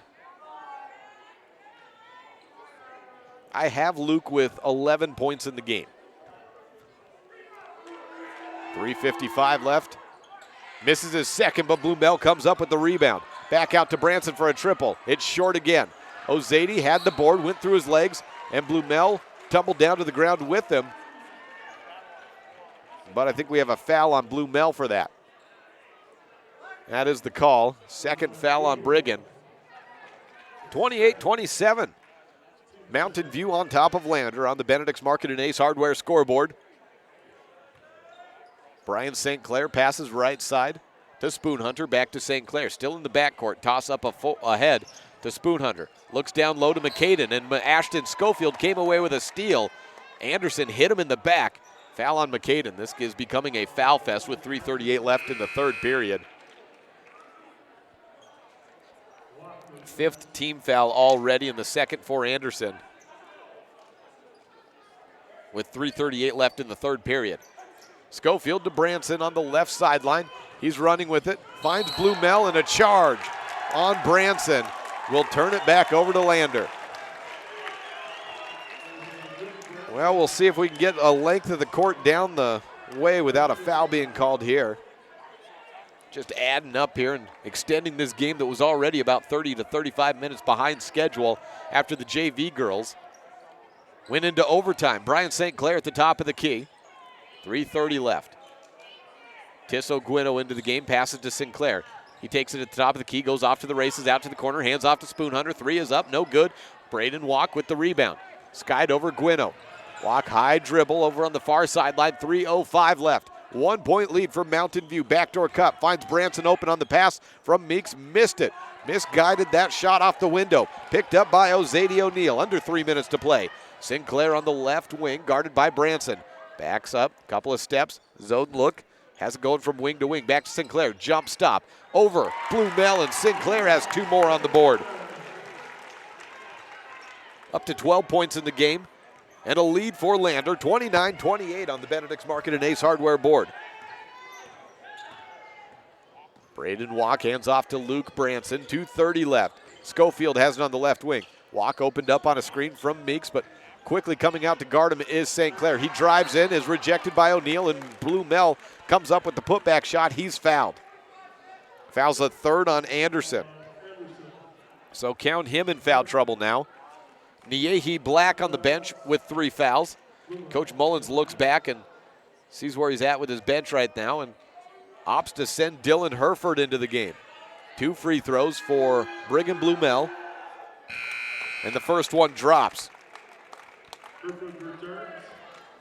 McCaden Anderson is out. Herford's in. Kimball Madsen replaces Ashton Schofield. 2:22 left in the third period. That free throw make tied the game at 29-29 on the Benedict's Market and Ace Hardware board. Blue Mel to give Mountain View the lead over Lander, and he does that.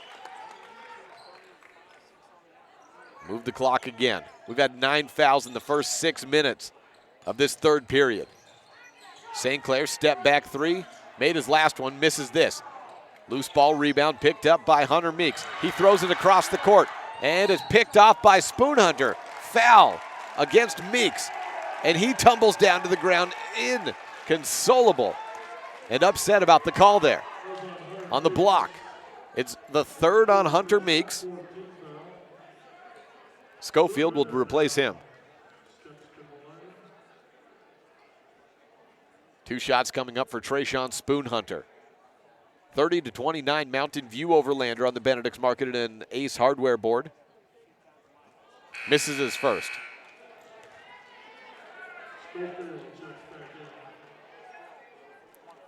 Here comes Schofield after that miss by Spoonhunter. Now trying to tie it. And Spoonhunter makes his second. Trayshawn ties it up at 30 all. Mountain View basketball looking to regain the lead. Madsen, block to block. Blue Mel misses. Another foul call. And Blue Mel to the line. Foul against Ozady O'Neal. His second foul. 1:55 left. So we got 15 seconds off the clock this time before a foul came in. Up to 11. Again in the last 6 minutes.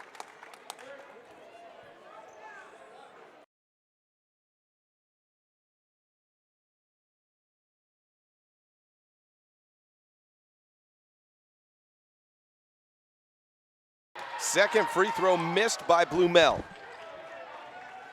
31-30, 1-point lead for Mountain View after the 1 of 2 trip by Brigham Blue Mel. St. Clair with the basketball. Ozady O'Neal turns around on the right elbow and drops it in. 32-31 on the Benedict's Market and Ace Hardware board. 8 points for Ozady. That's his first of the second half. 1-point lead for Lander. St. Clair and Walk going to work. And the ball is knocked out and off the foot of Braden Walk. Turned back over to Lander. 1:23 left in the third period. We're now at 4:50 p.m. Left wing, Gwino to St. Clair. He can hit it from distance. Goes off right side. Spoonhunter for a triple. No good, but he picks up his own board. Loses it and drives in. Scoop shot off the glass and in. Trayshawn Spoonhunter with the second opportunity bucket. 5 points in the quarter for him and 7 in the game. 34-33, largest Lander lead of the contest since early on when they went up 7-2. Madsen finds some space against Spoonhunter. Tries the bank shot. Won't go. 50 seconds left. Gwino with the basketball up the far sideline from right to left for Lander. Bounce pass out of bounds. And there's been a few passes today. Gwino at least his second there, where he's thinking and just misses on where his guy is. He's thinking to get a pass up ahead, and he throws it where he wants them to go, not where they are. And it goes back to Mountain View. Luke Branson out, and Hunter Meeks is back in. Bounce pass and a weak one picked off by Spoonhunter. Back to Lander with 38 seconds left. Spoonhunter looking around, finds Massey. 33 seconds, bounce pass to Gwino. Had to pick that one up from skipping like a little stone on a river. as that was a weak bounce pass itself. Massey poked out, has the ball poked away, but Madsen fouled him.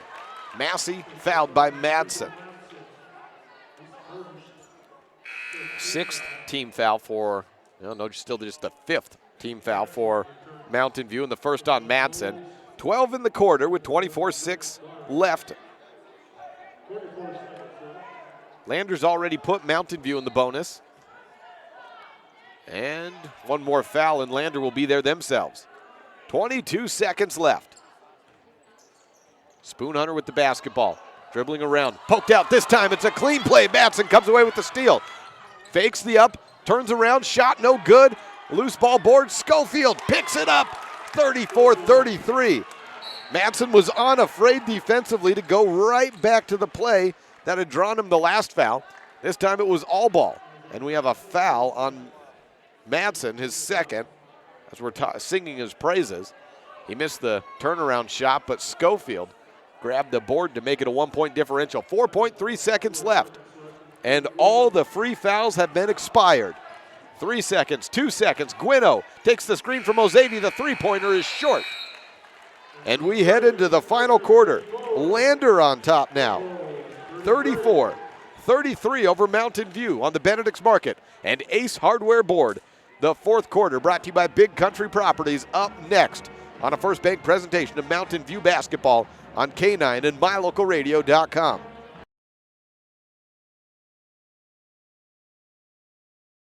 When you're looking for one location that is centrally located in Wyoming to host a business meeting or corporate retreat, always consider the Come On In. An infected tooth can cause discomfort and serious harm to your health. At Wyoming Dental Specialties, endodontist Dr. Leslie Walker understands the complexities removing infected tissues from inside the tooth, which is one reason why you can trust him to provide endodontic treatment and root canal therapy. With a skilled staff and state-of-the-art technology in our office, we help save your smile and improve your overall dental health. Call today to schedule your appointment, 307-789-5608. No matter what you need to have printed, Westar Printing is the place you want to have it done. Calendars, letterhead, envelopes, brochures, books, posters, vinyl banners, business forms, announcements, wedding invitations, and business cards are just a few examples. You can also have your favorite family photos printed on canvas or placed into a personalized family photo calendar. You will want to do business with Westar Printing. Stop in today. Westar Printing, 243 7th Street in Evanston. Final quarter of play, Lander with the basketball. Ozady O'Neill down low and a foul called. What else? From behind, 2 shots for Ozady. Foul number 14 to start the fourth period of the half, and Ozady O'Neill to the line. Foul trouble is sooner rather than later going to become a problem for both of these teams. That's the third offense on Brigham Blue Mel. Hunter Meeks already with 3 and Braden Walk with 3. All 3 of those players are out on the court for Mountain View, joined by Ashton Schofield and Luke Branson. Kimball Madsen starts the quarter on the bench. He has 2 fouls. Ozady O'Neill misses the first free throw and the second. So nothing harmed in the scoreboard as we start that fourth quarter, brought to you by Big Country Properties for Mountain View, but that foul means 6 fouls between the 2 starting postmen. Left wing, Braden Walk using his quick footwork to try to gain some space. Cannot. Backdoor cut from Meeks to Schofield. The layup's in. And a lead change once again. 35-34 on the Benedict's Market and Ace Hardware board. 7:18 left in the Big Country Properties fourth period. Visit bigcountryproperties.com. Step in, and Dylan Herford is rejected going up for the shot by Blue Mel. Luke Branson has the basketball. Hands off to Braden Walk. He pushes out. And no foul called there. That warranted a reaction from the crowd, though. Ashton Schofield tried to find a pass to Braden Walk, but they went the exact opposite direction, so it's just out of bounds. 35-34, Mountain View on top. Lander basketball. On the wings, St. Clair looks low to Massey. He grabs the pass. One hand, baseball, throws it over to the right wing. Then down low to St. Clair. He drops it in from 8 feet away against duress. 36-35 on the Benedict's Market and Ace Hardware board. Lander back on top. St. Clair leading the way for Lander. Walk misses the shot out to Branson. He picks up the board off one hop. Branson drives in. He had the hot hand in the first quarter, misses it.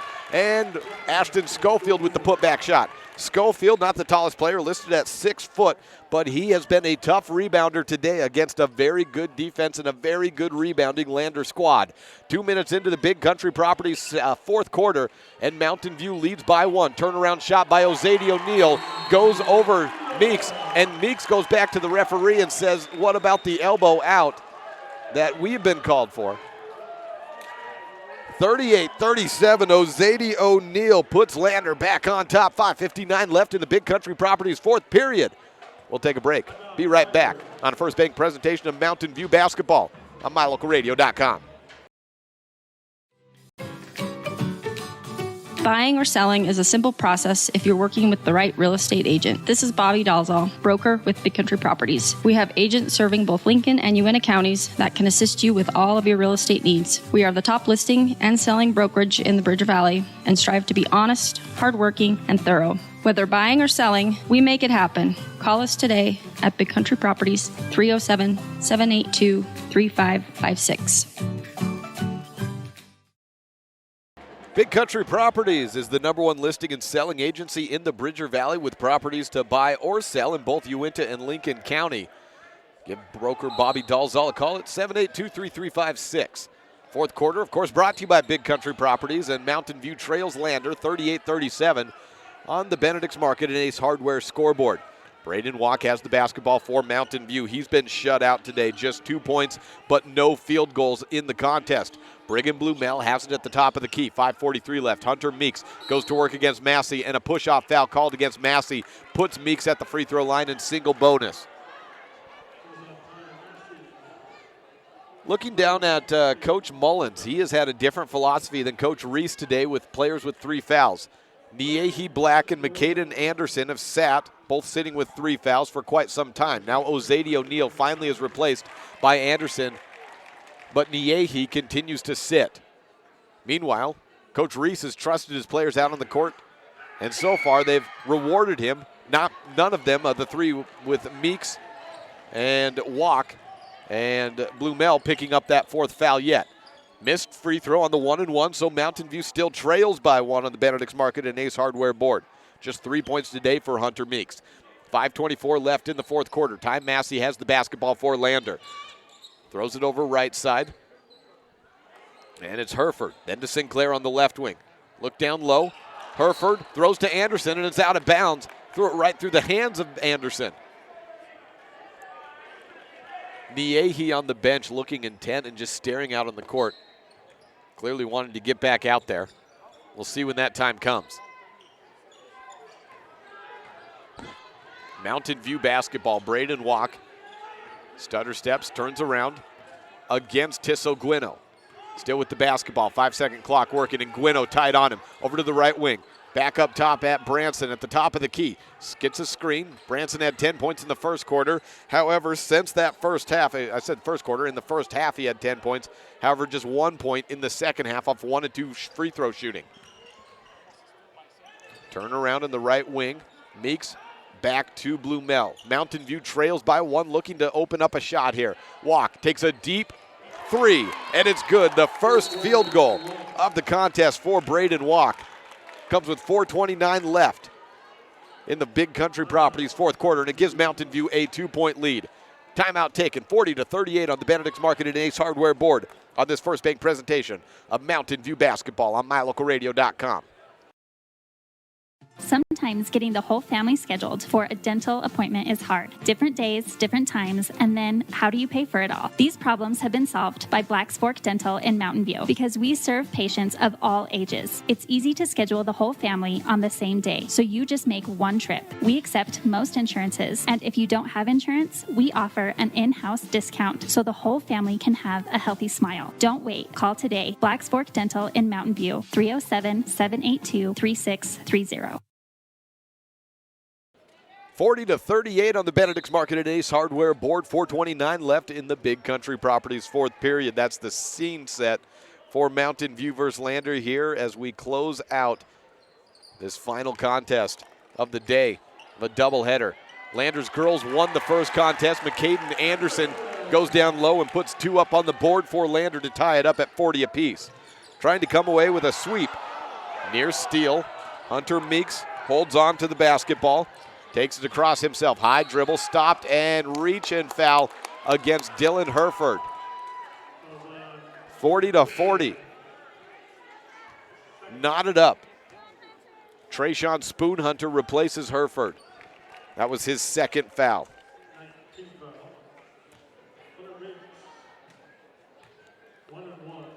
Meeks at the free throw line. 1-1. He earns it this time. A second free throw coming his way. 4 points for Meeks. Here comes Niehi Black for Lander, sitting with 3 fouls. He sat for probably the last 8 minutes. Comes in at 4:02, and that's a difference maker on the game. Meeks with the second free throw is in. 42-40 on the Benedict's Market and Ace Hardware board. Still working on that one. Got that one middle of the game. Appreciate the text there to say, give us the update and the confirmation on the change, though. Loose ball foul up in the air, and it's should be free throws for Lander here. Could go a few ways. It's Brigham Blumel, his 4th. See if that warrants Ashton Schofield off the bench. And just as I say that, Coach Reese motions and sends Schofield to check in at the table. 4 fouls for Blumel, and they've needed Schofield to play tough, and he has delivered that. He's been our Dr. McKay Franklin Precision Player of the Game with that rebounding today. Free throw by Anderson, no good. So the 1-1 does not warrant any points. Just 2 points in the game for Anderson. 42-40 on the Benedict's Market and Ace Hardware board. Mountain View on top of Lander. 3:38 left in the contest. Again, we'll have a very brief postgame. Wing 3 missed by Walk. A very, very brief postgame. We're trying to get out of here and safely before and if those roads do close in between here and Lander. Or Lander and where I'm getting to in Rock Springs. Niehi Black came up with the board, but he dribbled it off of Massey's foot. Spoonhunter picked it back up. He has it out to the right corner. Massey on the right side. 3:13 left to St. Clair.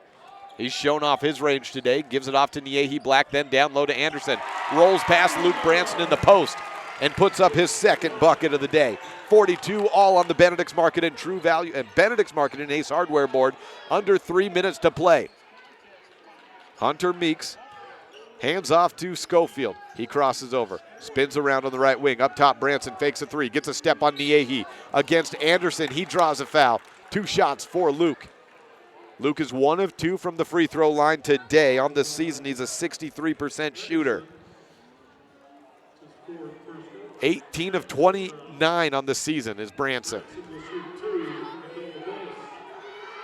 First shot is good. That gives Mountain View the lead.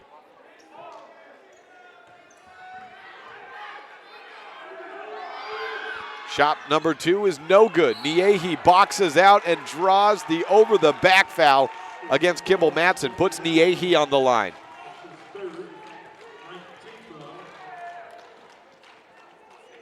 Foul number 3 on Kimball.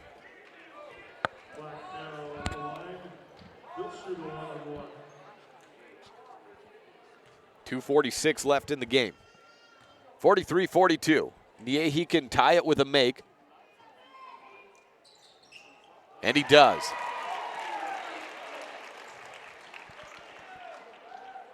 Black pretty quiet offensively today.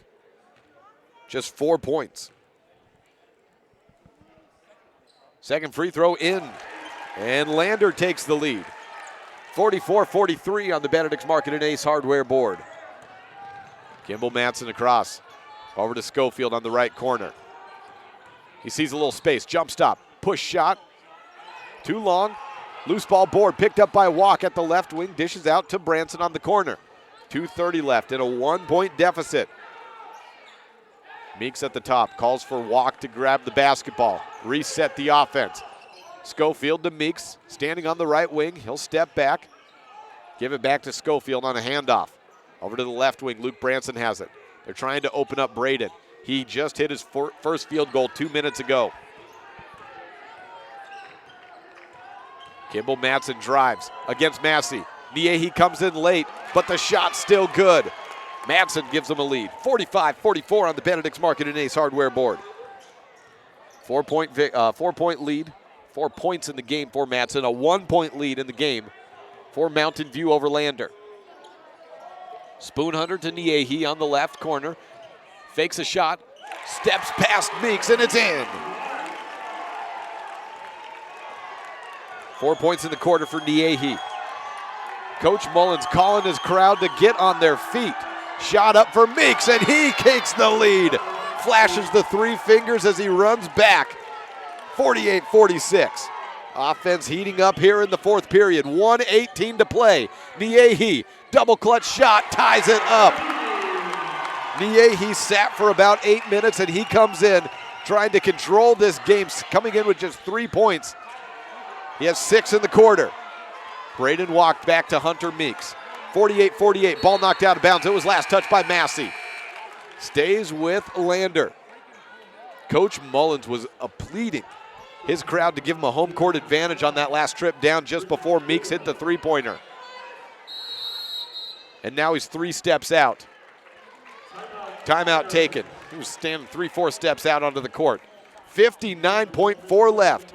Tie game on the Benedict's Market and Ace Hardware board. Back in a minute.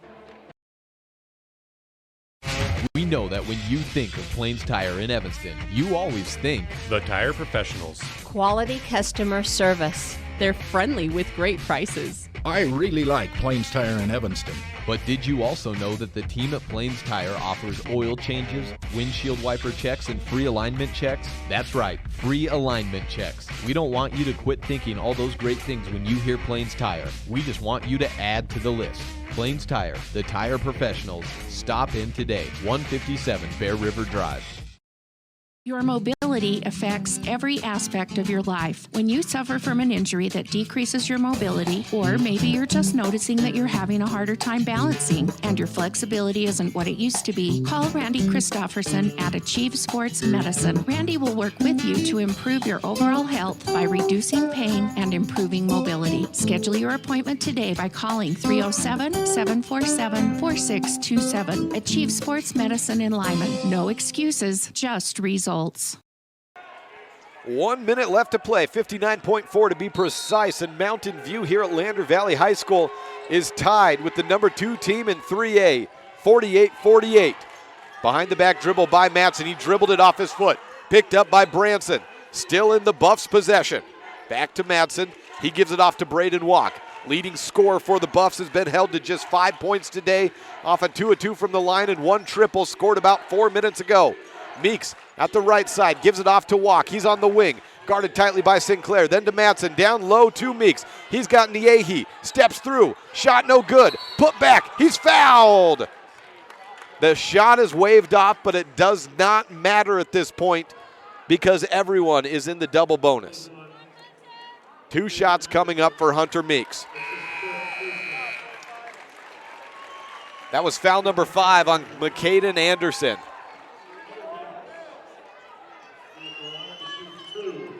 Fouls out with 29.8 seconds left. Free throw for Meeks to take the lead. 49-48. Timeout taken by Coach Mullins. We'll take it as well. One more free throw by Hunter Meeks. When we return, Mountain View leading Lander on the Benedict's Market and Ace Hardware board on a First Bank presentation of Mountain View basketball on mylocalradio.com and KNYN 99.1 FM. Whatever you need, it's likely that Bradshaw's and Lyman can help. Whether it's windows at home or new glass in your car, truck, SUV, or semi, Bradshaw's has it. Tires? Yes. All vehicles, ATVs, semis, and more. Bradshaw's offers a 24-hour towing service for everything large to small. And the Bradshaw Fitness Center is open 24/7. There's more, so always call Bradshaw's first. Whatever you need, it's likely they can help. 307-787-3450. Again, that's 307-787-3450. Hi, this is Chase Sawyer with Sawyer Disaster Cleanup and Construction. Our company has helped thousands of people put their homes, businesses, and lives back together after a fire, flood, storm, or other disastrous event. We work with all insurance companies, and we work for you by being professional, fair, and honest. Our certified technicians are trained in every aspect of restoration, so we can complete each project in a fast and satisfactory way. Call us today, 307-741-7000. Sawyer Disaster Cleanup and Construction. 49-48 on the Benedict's Market and True Value board. Hunter Meeks at the free throw line for Mountain View. The Buffs up by 1, a chance to take a 2-point lead over the number 2 Lander Valley Tigers in the 3A polls. Shot up and in for Meeks. He does just that. 50-48 on the Benedict's Market and Ace Hardware board. Lander basketball, 25 seconds left. Massey with it on the right corner to Spoon Hunter. Skips around left side. Down low to Niehi. He's left open. Rolled right past Blumel. Tie game again, 50-all. Mountain View ball. Walk is trapped against Massey. Goes up. Corner shot rejected by Massey. 7 seconds are left. Ty Massey with the basketball. 3 seconds and a timeout taken by Coach Mullins. 3.5 left on the clock. 50-50 on the Benedict's Market and Ace Hardware board. We will keep it right here. Well, no, we won't. It's a full timeout. We will take a break on a First Bank presentation of Mountain View basketball on MyLocalRadio.com. Hello, this is Dr. McKay Franklin. Something I've really enjoyed as a dentist over the past 20 years are the lasting friendships that I've formed with many of my patients. My staff is really great, and we try hard to make sure that every patient feels a warm welcome. It doesn't matter if it's your first visit or if you've been with us for years. Every patient is welcome and always appreciated. Our goal is to provide the best dental care possible at reasonable rates. Please call us today to schedule your appointment at 307-789-8910. Go Red Devils! Super kids deserve super care. Experience the difference with board-certified pediatricians Alan Brown, MD, and Bird Gilmartin, MD, at Uinta Medical Group. Whether it's tracking your child's overall health at Well Child Checks or helping your little ones feel better when they're sick, Dr. Brown and Dr. Gilmartin are here to help your child grow, learn, and thrive. Schedule an appointment with Dr. Brown or Dr. Gilmartin by calling 307-789-WELL. 3.5 seconds left, 50-50, Lander basketball. Back here against Mountain View. Catch is to Spoon Under, the three-pointer with 2 seconds left, no good, and we are headed for overtime. 50-50 on the Benedict's Market and Ace Hardware board after regulation. 4 minutes, put them back on the clock. We will return with a fifth period next.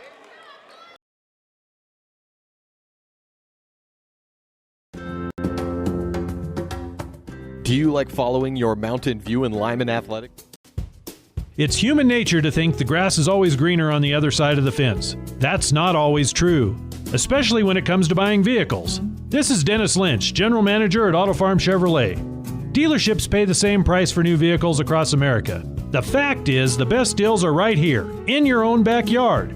The difference is that our employees are your neighbors, people you can trust. Please visit us first, Auto Farm Chevrolet. We are your community-driven dealer. Super kids deserve super care. Experience the difference with board-certified pediatricians Alan Brown, MD, and Bird Gilmartin, MD, at Uinta Medical Group. Whether it's tracking your child's overall health at Well Child Checks or helping your little ones feel better when they're sick, Dr. Brown and Dr. Gilmartin are here to help your child grow, learn, and thrive. Schedule an appointment with Dr. Brown or Dr. Gilmartin by calling 307-789-WELL 9355 or visit evanstonanytime.com. Overtime period, Niehi Black and Brigham Blue Mel at the jump circle. Niehi wins this one. It goes back to Dylan Herford, Lander basketball, moving from right to left. 50-50 in overtime. Niehi gets the pass from Ozady and puts up a little shot from the baseline. Good to start the overtime quarter. 4 minutes on the clock and a 2-point lead now on the Benedict's Market and Ace Hardware board. 52-50, Lander. Mountain View ball. Meeks off to Kimball Madsen. Then to Blue Mel. Braden Walk has been taken out of this game offensively. That's clearly been the Lander plan today, and it has worked. A foul against Dylan Herford. Puts Luke Branson at the free throw line.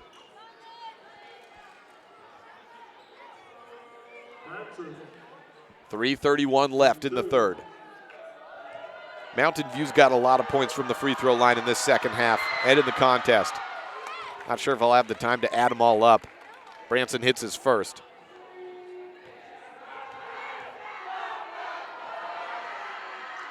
Second good as well. Tied up again. 52 all on the Benedict's Market and Ace Hardware board.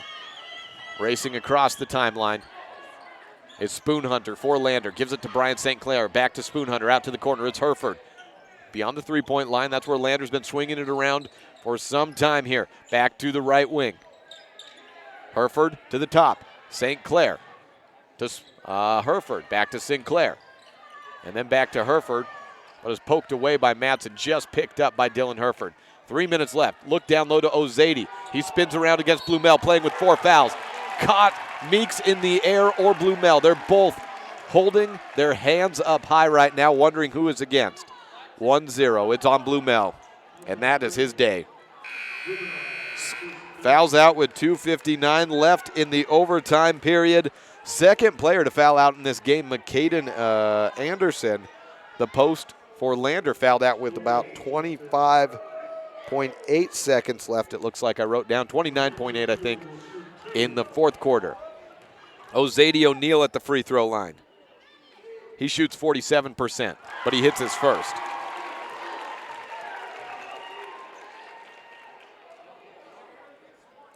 Gives Lander a lead, 53-52 on the Benedict's Market and Ace Hardware board.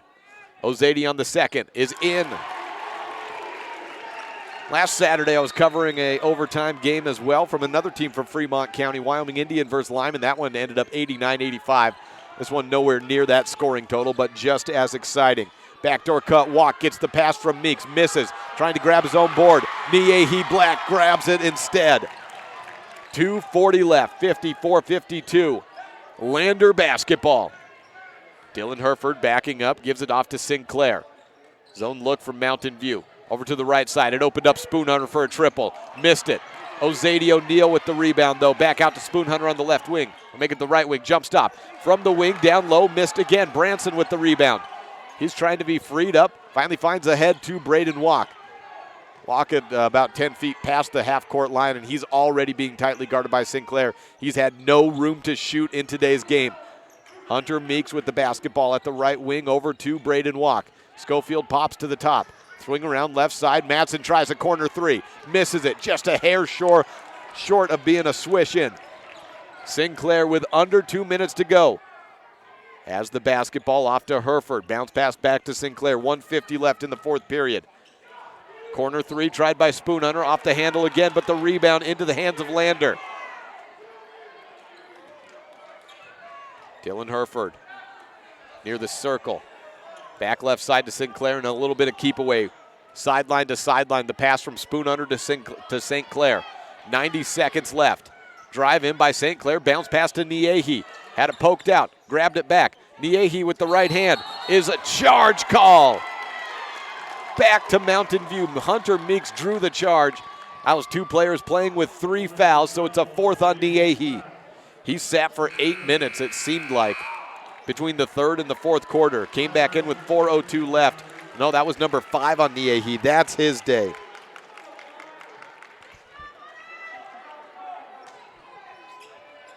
So Black fouls out and has a seat.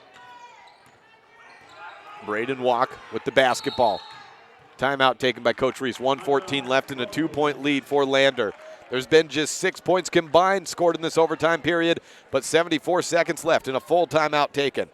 This is a First Bank presentation of Mountain View basketball on KNYN 99.1 FM.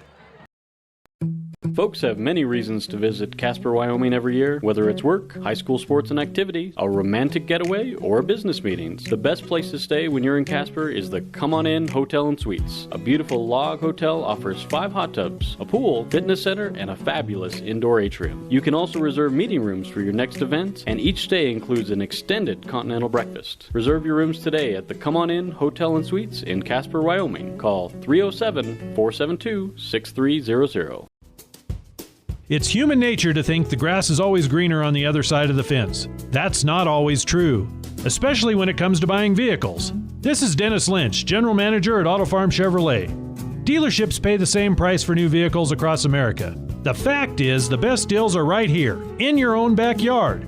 The difference is that our employees are your neighbors, people you can trust. Please visit us first, Auto Farm Chevrolet. We are your community-driven dealer.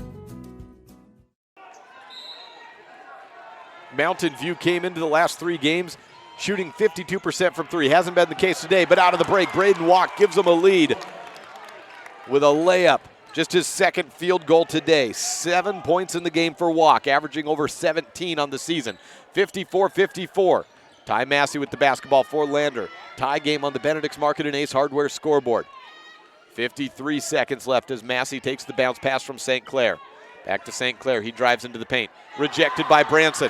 Kimball Madsen comes away with it. Up ahead to Luke Branson. 2 defenders on Luke. He's rejected. Schofield comes away with the board, and the putback is in. No better time, as I've already mentioned, we're going to have a very abbreviated postgame. Got to get home in case those roads close. Dr. McKay Frank, a precision play of the game right there. Schofield with that rebound and putback shot. He's been doing that all contest long. 56-54. Luke Branson tossed the ball off to Braden Walk, and it went right out of his hands. Branson and Walk are having a little bit of a fight right now, and the coach, Reese, calls a timeout and says, calm down, everyone. 26.1 seconds left and a full timeout taken. We'll be back in 30. First Bank presentation of Mountain View basketball on mylocalradio.com. A common thread no matter where you live in Wyoming is that if you're heading somewhere, it's probably going to be a while until you get there. A lot can go wrong on these long road trips across this great state. And if you ever find yourself broke down on the side of the road, it's time to call Glade Erickson at Bridger Valley Motor to come pick you up day or night. Bridger Valley Motor offers 24-hour towing services. If you need a tow, you need to call Glade on his cell phone at 307-780-3280. Bridger Valley Motor is here to pick you up if your lift ever lets you down. 307-780-3280. Mountain View in the huddle there, and a lot of that was shown why they're champions, of 2-time football champions. All those guys out there, out on the court right now, won a 2019 state championship team, and they had a little bit of fight there, but they talk about that. That happens with teams. Over the break, you saw them coming together and working through it as they have a 2-point lead over Lander at Lander Valley High School. 26 seconds left in overtime on the Benedict's Market and Ace Hardware board. Lander basketball, though. Baseline inbound on their side of the hoop. Niehi Black has already fouled out. So the inbound goes to Spoon Hunter. And I think Hunter Meeks may have just fouled out. He went for the rejection, got caught with the body. No, it's on Madsen instead. And Meeks might still be at 3, actually. I think that's Madsen's 4th. It is. So I think both of those players were playing with 3. 24 seconds left. First free throw by Spoon Hunter. Misses. Big miss there for Trayshawn.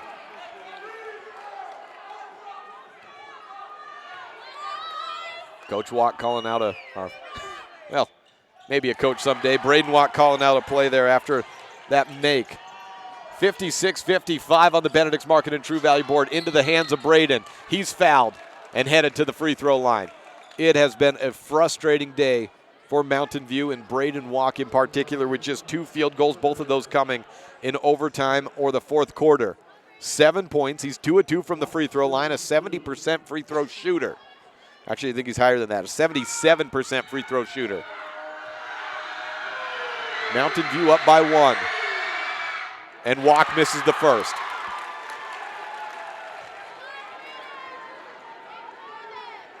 Stays 56-55 on the Benedict's Market and Ace Hardware board.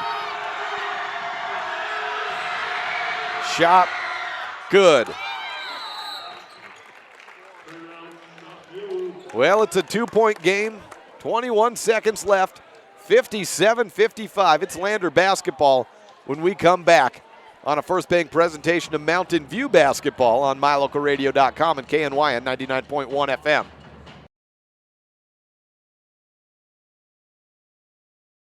Your mobility affects every aspect of your life. When you suffer from an injury that decreases your mobility, or maybe you're just noticing that you're having a harder time balancing and your flexibility isn't what it used to be, call Randy Christofferson at Achieve Sports Medicine. Randy will work with you to improve your overall health by reducing pain and improving mobility. Schedule your appointment today by calling 307-747-4627. Achieve Sports Medicine in Lyman. No excuses, just results. When you have any mechanical problems, always think of Reese Auto Service in Lyman first. Doug and the mechanics at Reese Auto Service work on everything from your lawnmower and snowblower to cars, trucks, farm and ranch equipment, and semis. You can also get tires for anything you need at Reese Auto Service. Always visit Reese first. You'll get great pricing and quality-friendly service. Reese Auto Service, 541 Highway 413, Lyman. 57-55, Mountain View leads Lander. Lander basketball here in overtime. 21 seconds left. St. Clair lets it roll to about half court before he picks it up. He's standing on the right wing, 15 seconds left. Double team of him and Schofield, or Walk and Schofield on him. Down low to Massey. He goes up and under past Meeks and ties it up. 57 all. Up ahead to Braden Walk. 5 seconds left. Walk with the basketball to Meeks. 3 seconds. And a timeout taken by Coach Dustin Reese with 2.4 seconds left. Lonnie Meeks, an assistant on the staff, points up to the clock and says we should have had a little more time left, I think. A 30-second timeout taken here. We'll keep it right here. 2.4 seconds left. I thought we were about to have a whistle blown for a travel on Hunter Meeks. But the timeout came just in time. All 57 on the Benedict's Market and Ace Hardware board. Time for one quick shot, or we're headed to double overtime.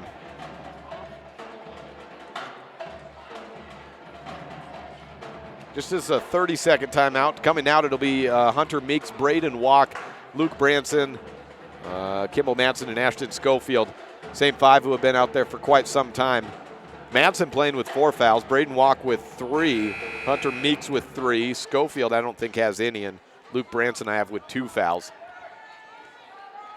For Lander defensively, Ozady O'Neill, St. Clair, Brian St. Clair, Ty Massey, Dylan Herford, and Trayshawn Spoonhunter. Madsen to inbound for Mountain View. 2 seconds left and a tie game. This for a winner or a miss, and we're to double OT to Braden Walk. He gets a layup off in time, but it's no good. Double overtime coming your way in a minute.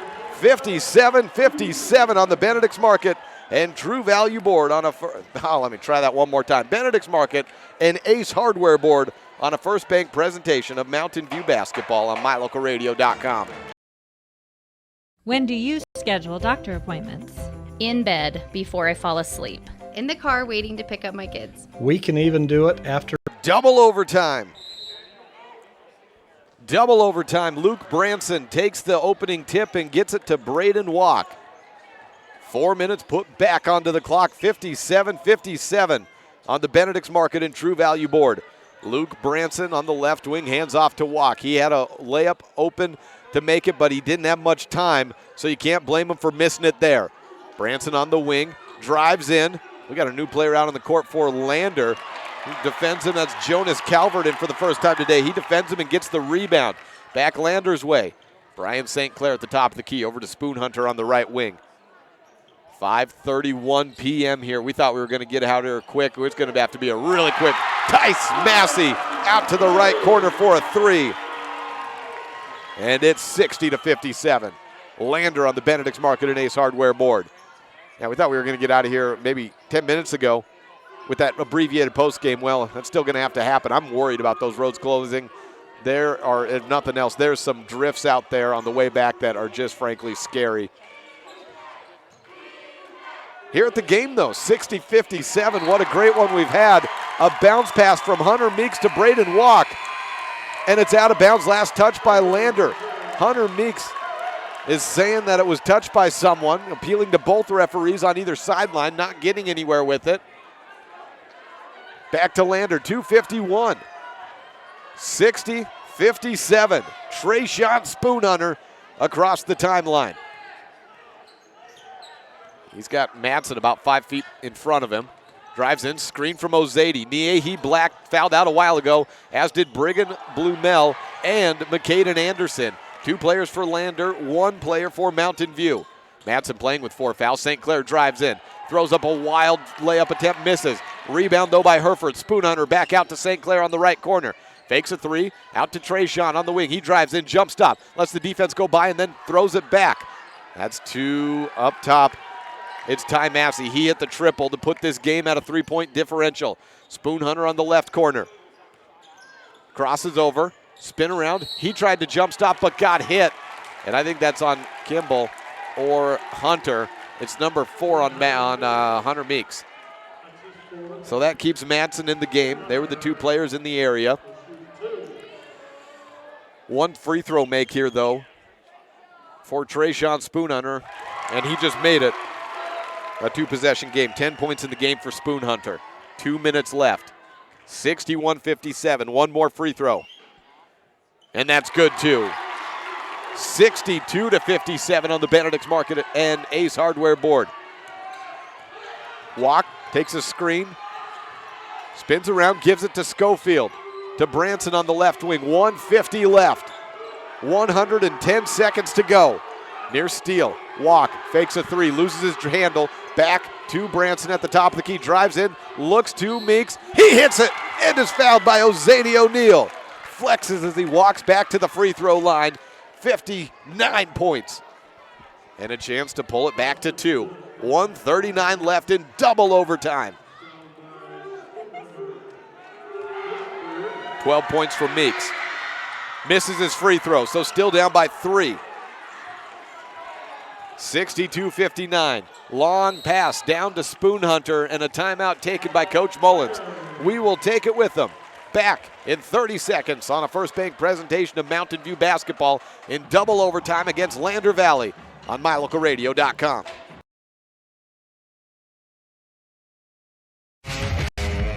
If you want your truck to really catch the eye, have the professionals at Plains Tire in Evanston install a custom lift kit with new tires and wheels. We've got a huge selection to choose from, so no matter what your style is, we've got the tires and wheels to make you smile. The way your truck looks reflects on you.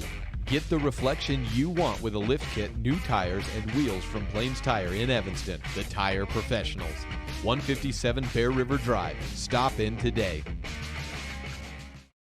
These games were scheduled to start at 3 o'clock and 4:30 as Lander had them. Mountain View always had it as 2 and 3:30. So on our MyLocalRadio.com streaming schedule, we always had these as the 2 and 3:30 games, but they were officially on both sides changed to from a 3 and a 4:30 to a 2 and a 2:30, but 5:35 p.m. It's looking like we could be getting out of here as if it was a 4:30 start. This has been a long game and an exciting one, and Mountain View needs a steal, a stop, some missed free throws, and then a three-pointer to get back into this. Down 62-59 to number 2 Lander on their home court here in double overtime.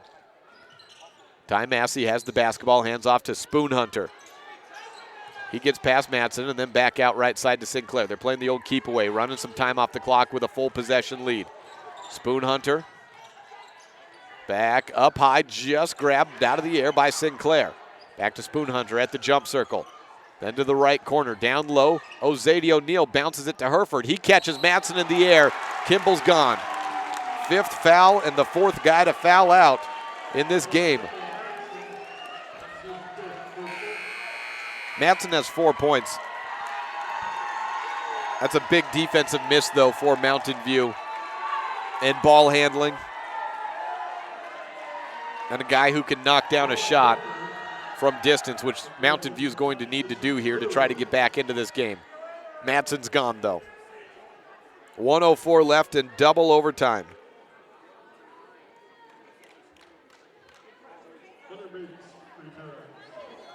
Caden sweep into the game.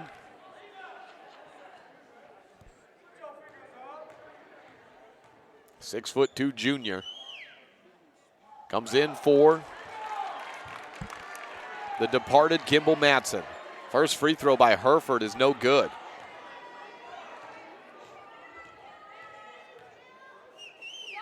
Second shot is in. 63-59 and back to a 2-possession game with 1 minute left. Mountain View basketball. Walk across the timeline, hands off to Schofield, then to Caden Sweep at the top, over to Branson on the left wing. Catch and shoot at the top, deep 3, missed by Walk. Rebound, Lander. Spoon Hunter is fouled by Branson. 43.9 seconds left. Lander's back to the free throw line.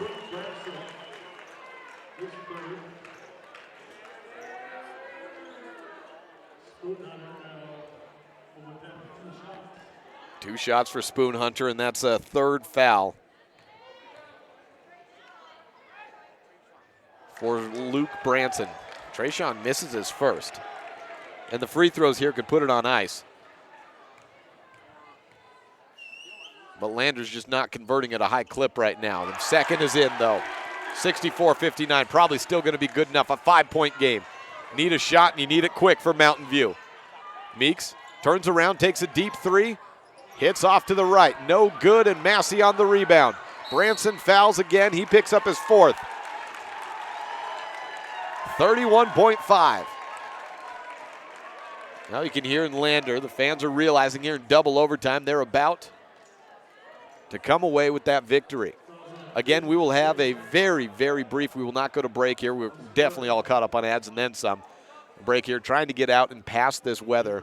And I thought we were going to try to get out by about sundown, but sundown is about right now. So some big drifts that the Wyo Road info did not do justice for just how covered those roads were. Massey misses his first free throw. A two-possession game here. Massey with 3 points in the game, 7 in the game.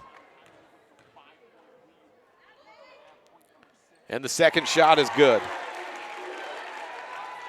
So he's up to 8. And 28 seconds left, 65-59 on the Benedict's Market and Ace Hardware board. Brian St. Clair just blocked Braden Walk and put him to the free throw line. Well, 26 seconds left on the board in a game like this. Could mean another 5 minutes of time. You never know with that foul game. And you got to play it. If you're Mountain View, you got to play it. It's your last chance. Walk misses on his first, though.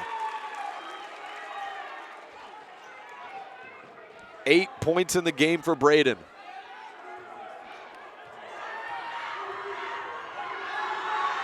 Second free throw, misses as well, gets his own board. Turns back, looks for Schofield. He fires from 3. Air balls. Hunter Meeks is fouled going up on the putback. He tumbles down to the ground, back to the line, down to 20 seconds left. Well, the way Walk missed that second one, he came and got his own rebound. Fired it out to Schofield. He was doing everything he could there. It's been a tough offensive day for him. So much is on the shoulders offensively on that senior. And some days it's not going to fall, and some days it's not necessarily your fault. It's been smothering defense. Meeks makes the first and misses the second. 5-point game. Massey's tripped up by Branson, but it's not called. And it goes out of bounds, and it's ruled Mountain View's way. Luke Branson looked down and said, well, I guess I'm getting away with that one. All right, take that. 65-60, and Branson to inbound. Looking for anyone. 5-second clock's ticking. Just into Walk. 15 seconds left. Deep three by Meeks is up. Oh, off to the left. No good. St. Clair with the basketball. And he is not fouled. 6 seconds left. Lander has one in double overtime. 65-60. The final on the Benedict's Market and Ace Hardware board. Well, we mentioned 8 points for Braden Walk today. Kimball Madsen finishes with 4. Ashton Schofield, 11. Hunter Meeks has 11. Brigham Blumel with 10. He fouls out. Luke Branson finishes with 14. That's your scores for Mountain View. Trayshawn Spoon Hunter, oh boy, got to add these up. 2, 4, 6. He had 2, 4, 6, 7, 8, 9, 10, 11 points for him. Brian St. Clair, 10, 12, 14 points. Ty Massey finishes with 8 in the game. Niehi Black fouls out back in the first overtime period, I think it was. He had 3 at the half, 4, 5, 6, 7, 8, 9, 10, 11, 12, 13 points for Niehi. McCaden Anderson fouls out as well. He finished with 4.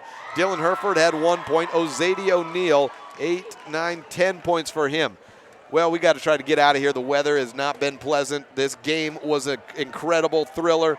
But we will not go to break. That's your post-game show. The Dr. McKay Franklin Precision Play of the game goes to Ashton Schofield for his rebounding in this contest, keeping Mountain View in this game where they fell just shy of the number 2 team in the state.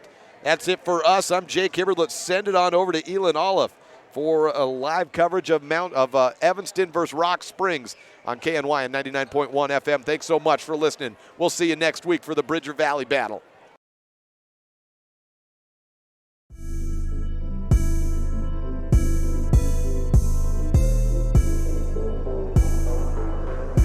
The proceeding has been a wholly owned production of MyLocalRadio.com and Cook Brothers Broadcasting, no portion of which may be used or rebroadcast without the express written consent of Old West Media.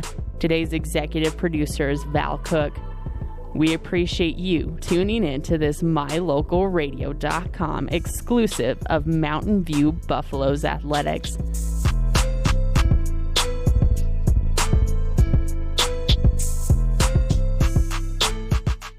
We would like to take a moment to thank all of our sponsors and partners who make this all possible. And of course, thank you for tuning in. Check out our website for more information about future Mountain View broadcasts, or like us on Facebook to stay up to date with the games. Until next time, go Buffs!